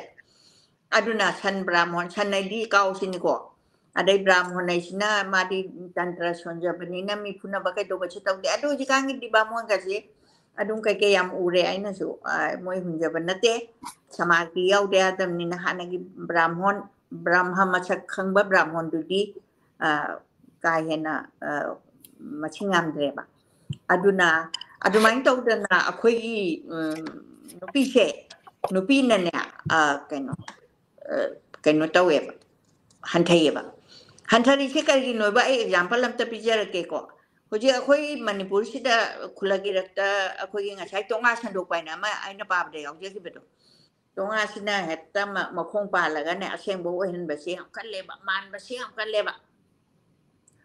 aduna nupi kai na kat pai ne am chat nei ko nupa ka le min na ru ya da ba khoi anu ra ba khoi ba ki ba ki di maru ama ikwa ma ina ma kai no ma sorok ta ga wari sha ba che kai gi no da mari nga pun thala kan na ne adum kai nom to ba ngam me ba khoi gi se nupi da nupi na nupa na kat pan na te nupa na to ban na te ba adu ama khak lai na khak lai ri ba chi lai na che aina hajja ba di ma gi warak pa do chume ba warak pa di am chume ko warak pa chi khara lat de bo ji che but number 1 da ne aina pam je ba di ne mangonda inform ma to wi ba nang che chumai na to ra di phajade ado le pa ki sa na de sina sing ba che habi na ba amaga thogla amaga diam phagada ba adu na ta ba ekta kan chi singa kan mi ko tho ga ka do doi no bo ai sa di gari thogjalu ram ni ne gari accident tho e na adu nu pam cham na kare hare kambra ama madam nang khang ri bo ra yeng ning bra accident nu pam nu pim pu chala tha me club ni ko ai na gari di thoraga doi ba adu yong ne nu pam cha du ka no ne ye college tam ja bane ye ai di hangi ni ko kana no pi du na kai le ma pan tam bane ye moi de sum ayung nung din du da kana no man ba me mam da hak moi wa ka ngang nan ning da na tok ja bo rang wani phajade ba do phajada ba do nang ngachi de gi si thabaki tok ta ga di nang so ka ne hai ba information ma di su pi piram dri ba ado akoi nu pi me am sin na changa ga hekta to ba ma adagi nu pa du yaw re edana adagi di ya to ra ga decision kana loi no ma si kadai bo mangi how far sina phadoi na karam ba no mang na karam ba no ha se akoi bhaminta dana second thinking se kau thokra ga passing din da chat le ba aduna kamai to dana nupi se nupi na chogatra banina chogot pai di ma bu war kanu hai banate warak patara ga su ma first warning second warning du pibi ba phaidana migi life ki prestige ai sidi prestige gi damakta ne ba koina phiron ga se chadana mi la e kain to myam che aduna su ma sidi kitang di aina warak chabagi kanu nate ai yam phai na haijaba su nate tabu akhoi kitang mi mang tho hala kan da mi kanu se kari hai tare ijat prestige kitang heta mang ba se machina namba nupi sing che ta pasta bangam da bani na pasta bai di agi pasu na te ko akhoi mangin tha ba che akhoi ngamakte ba aduna ni shamila na sahi kya no chara helga aduga mai vote phangi vote ai su khange ba ma bole pen to dei ma kana ra roe na shamila mi sangi wa na te ko nupi de support of de ba ko se nupi na nupi aduna akhoi nupi gi politician again hai dum sagi prinda thong nok jam se su ka kidre ko adagi sharmila ka kidre madugi number du ubada dum reflective oi greba adagi huji akhoi je sada si leiri magi dumaina follow tawje dumain tawrakanda akhoi masen si da dum yinthina base masi akhoi reflect tawba machange habdi akhoi si whole life se conflict dum leira isi wari dikana no wari di assembly di prajane wari se aduna gita RKC akhoi relief camp ta legi ba mali ado gita se karamba relief camp ta legi ba no tang message tawbiro akhoi na hujik si aina akhoi point format ta akhoi manipur gi aina khamjaba ko aina ujaba si rakanda akhoi compilation ama tawjari adu ongtang aina kana tawjaninge da masida yengbiriba khuman them nonina so haibira nupi na nupi bu hanthana yengbagini haibira aduna masi akhoi masen si akhoi je puchen khara chawthokpa watpa ado yengthina bana henba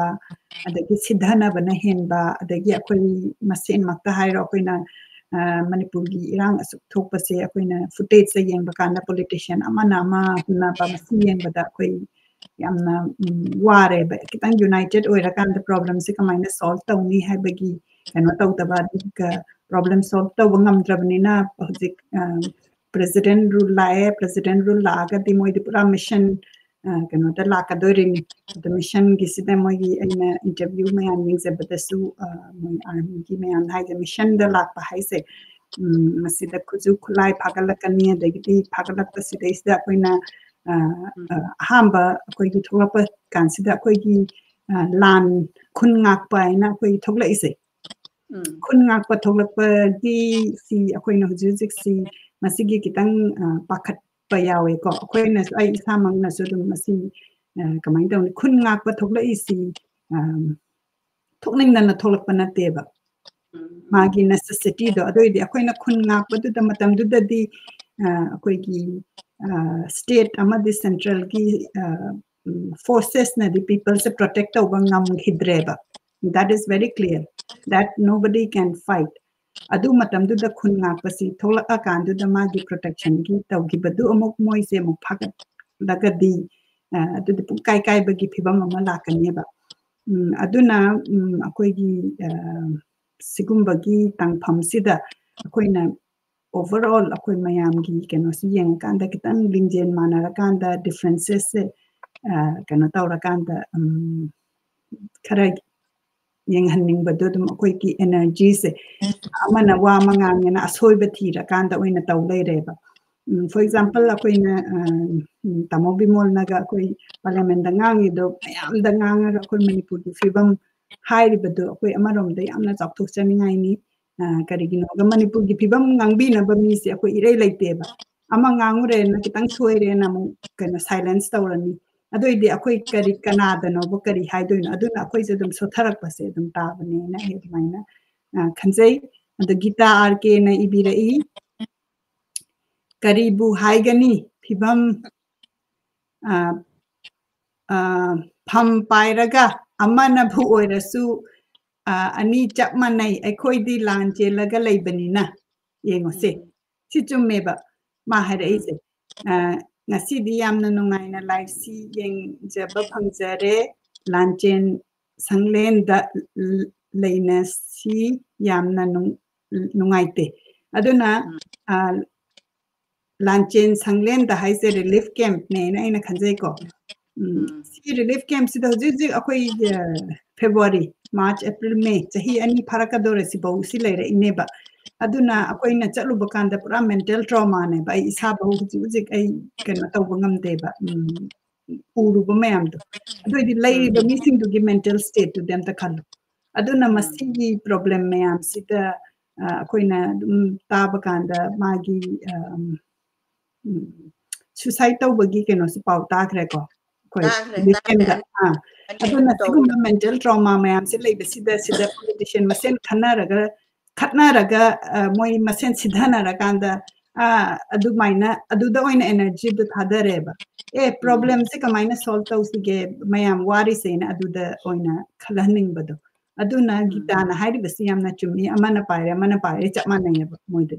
kari change tawge da aduna masigi matang sida akoi mayam si politically akoi na vote thadaba kanda akoi gi leibak ki damakta khalakada ba mi da thadaba se masi gi se akoi na politicians sing da khatang akoi na khut thinga kanda ma phai ma phate se nataba akoi na khangkat ki ba mi do magi mawong do adune ba tawrai se aduna si khanmina si haina akoi mayam si reflect on minasina si ai haizeningi kai ginoga koi manipur ki conflict sida wari se da gi mayamna interview mayam adum view mayamna koi gi lebak si yenga kana taromane ba sana ba khara kan ba hai tare ko tuna video zik thogla imyam se singna di masigi nongai pai dana da gi te yeng hai da ba mayam tawri si hujik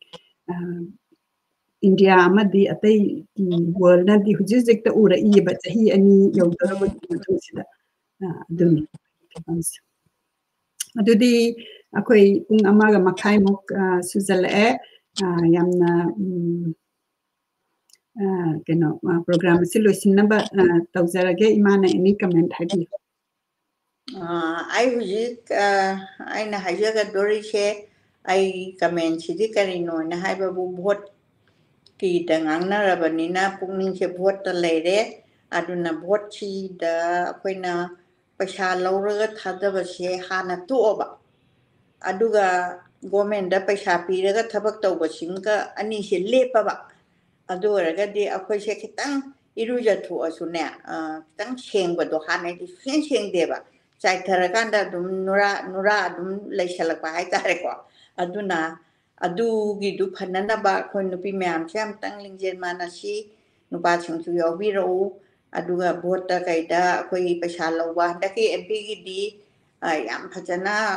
tawi MP gi di kaya di yena zamane ayendi ele hai adubu handaki khoi gi chabi mol gi kari chimadi yende paisa yende mayamna awon basi pamaktana khang banga maktadana ne akoi che adum thadana raba male ko akoi sabu de adum ejiti akabada thadai hajaba nate ko mana ngangba chakwa mayam che aina hanso adum akoi Delhi da kano tawba adum hajaba ni aina ibungo akoi Manipur gi microphone che kolhing chare kayam hainai adu nangi di kolhing ga do amata yaudre kai na habada masu no phet tawdan ka dum thaje ba ko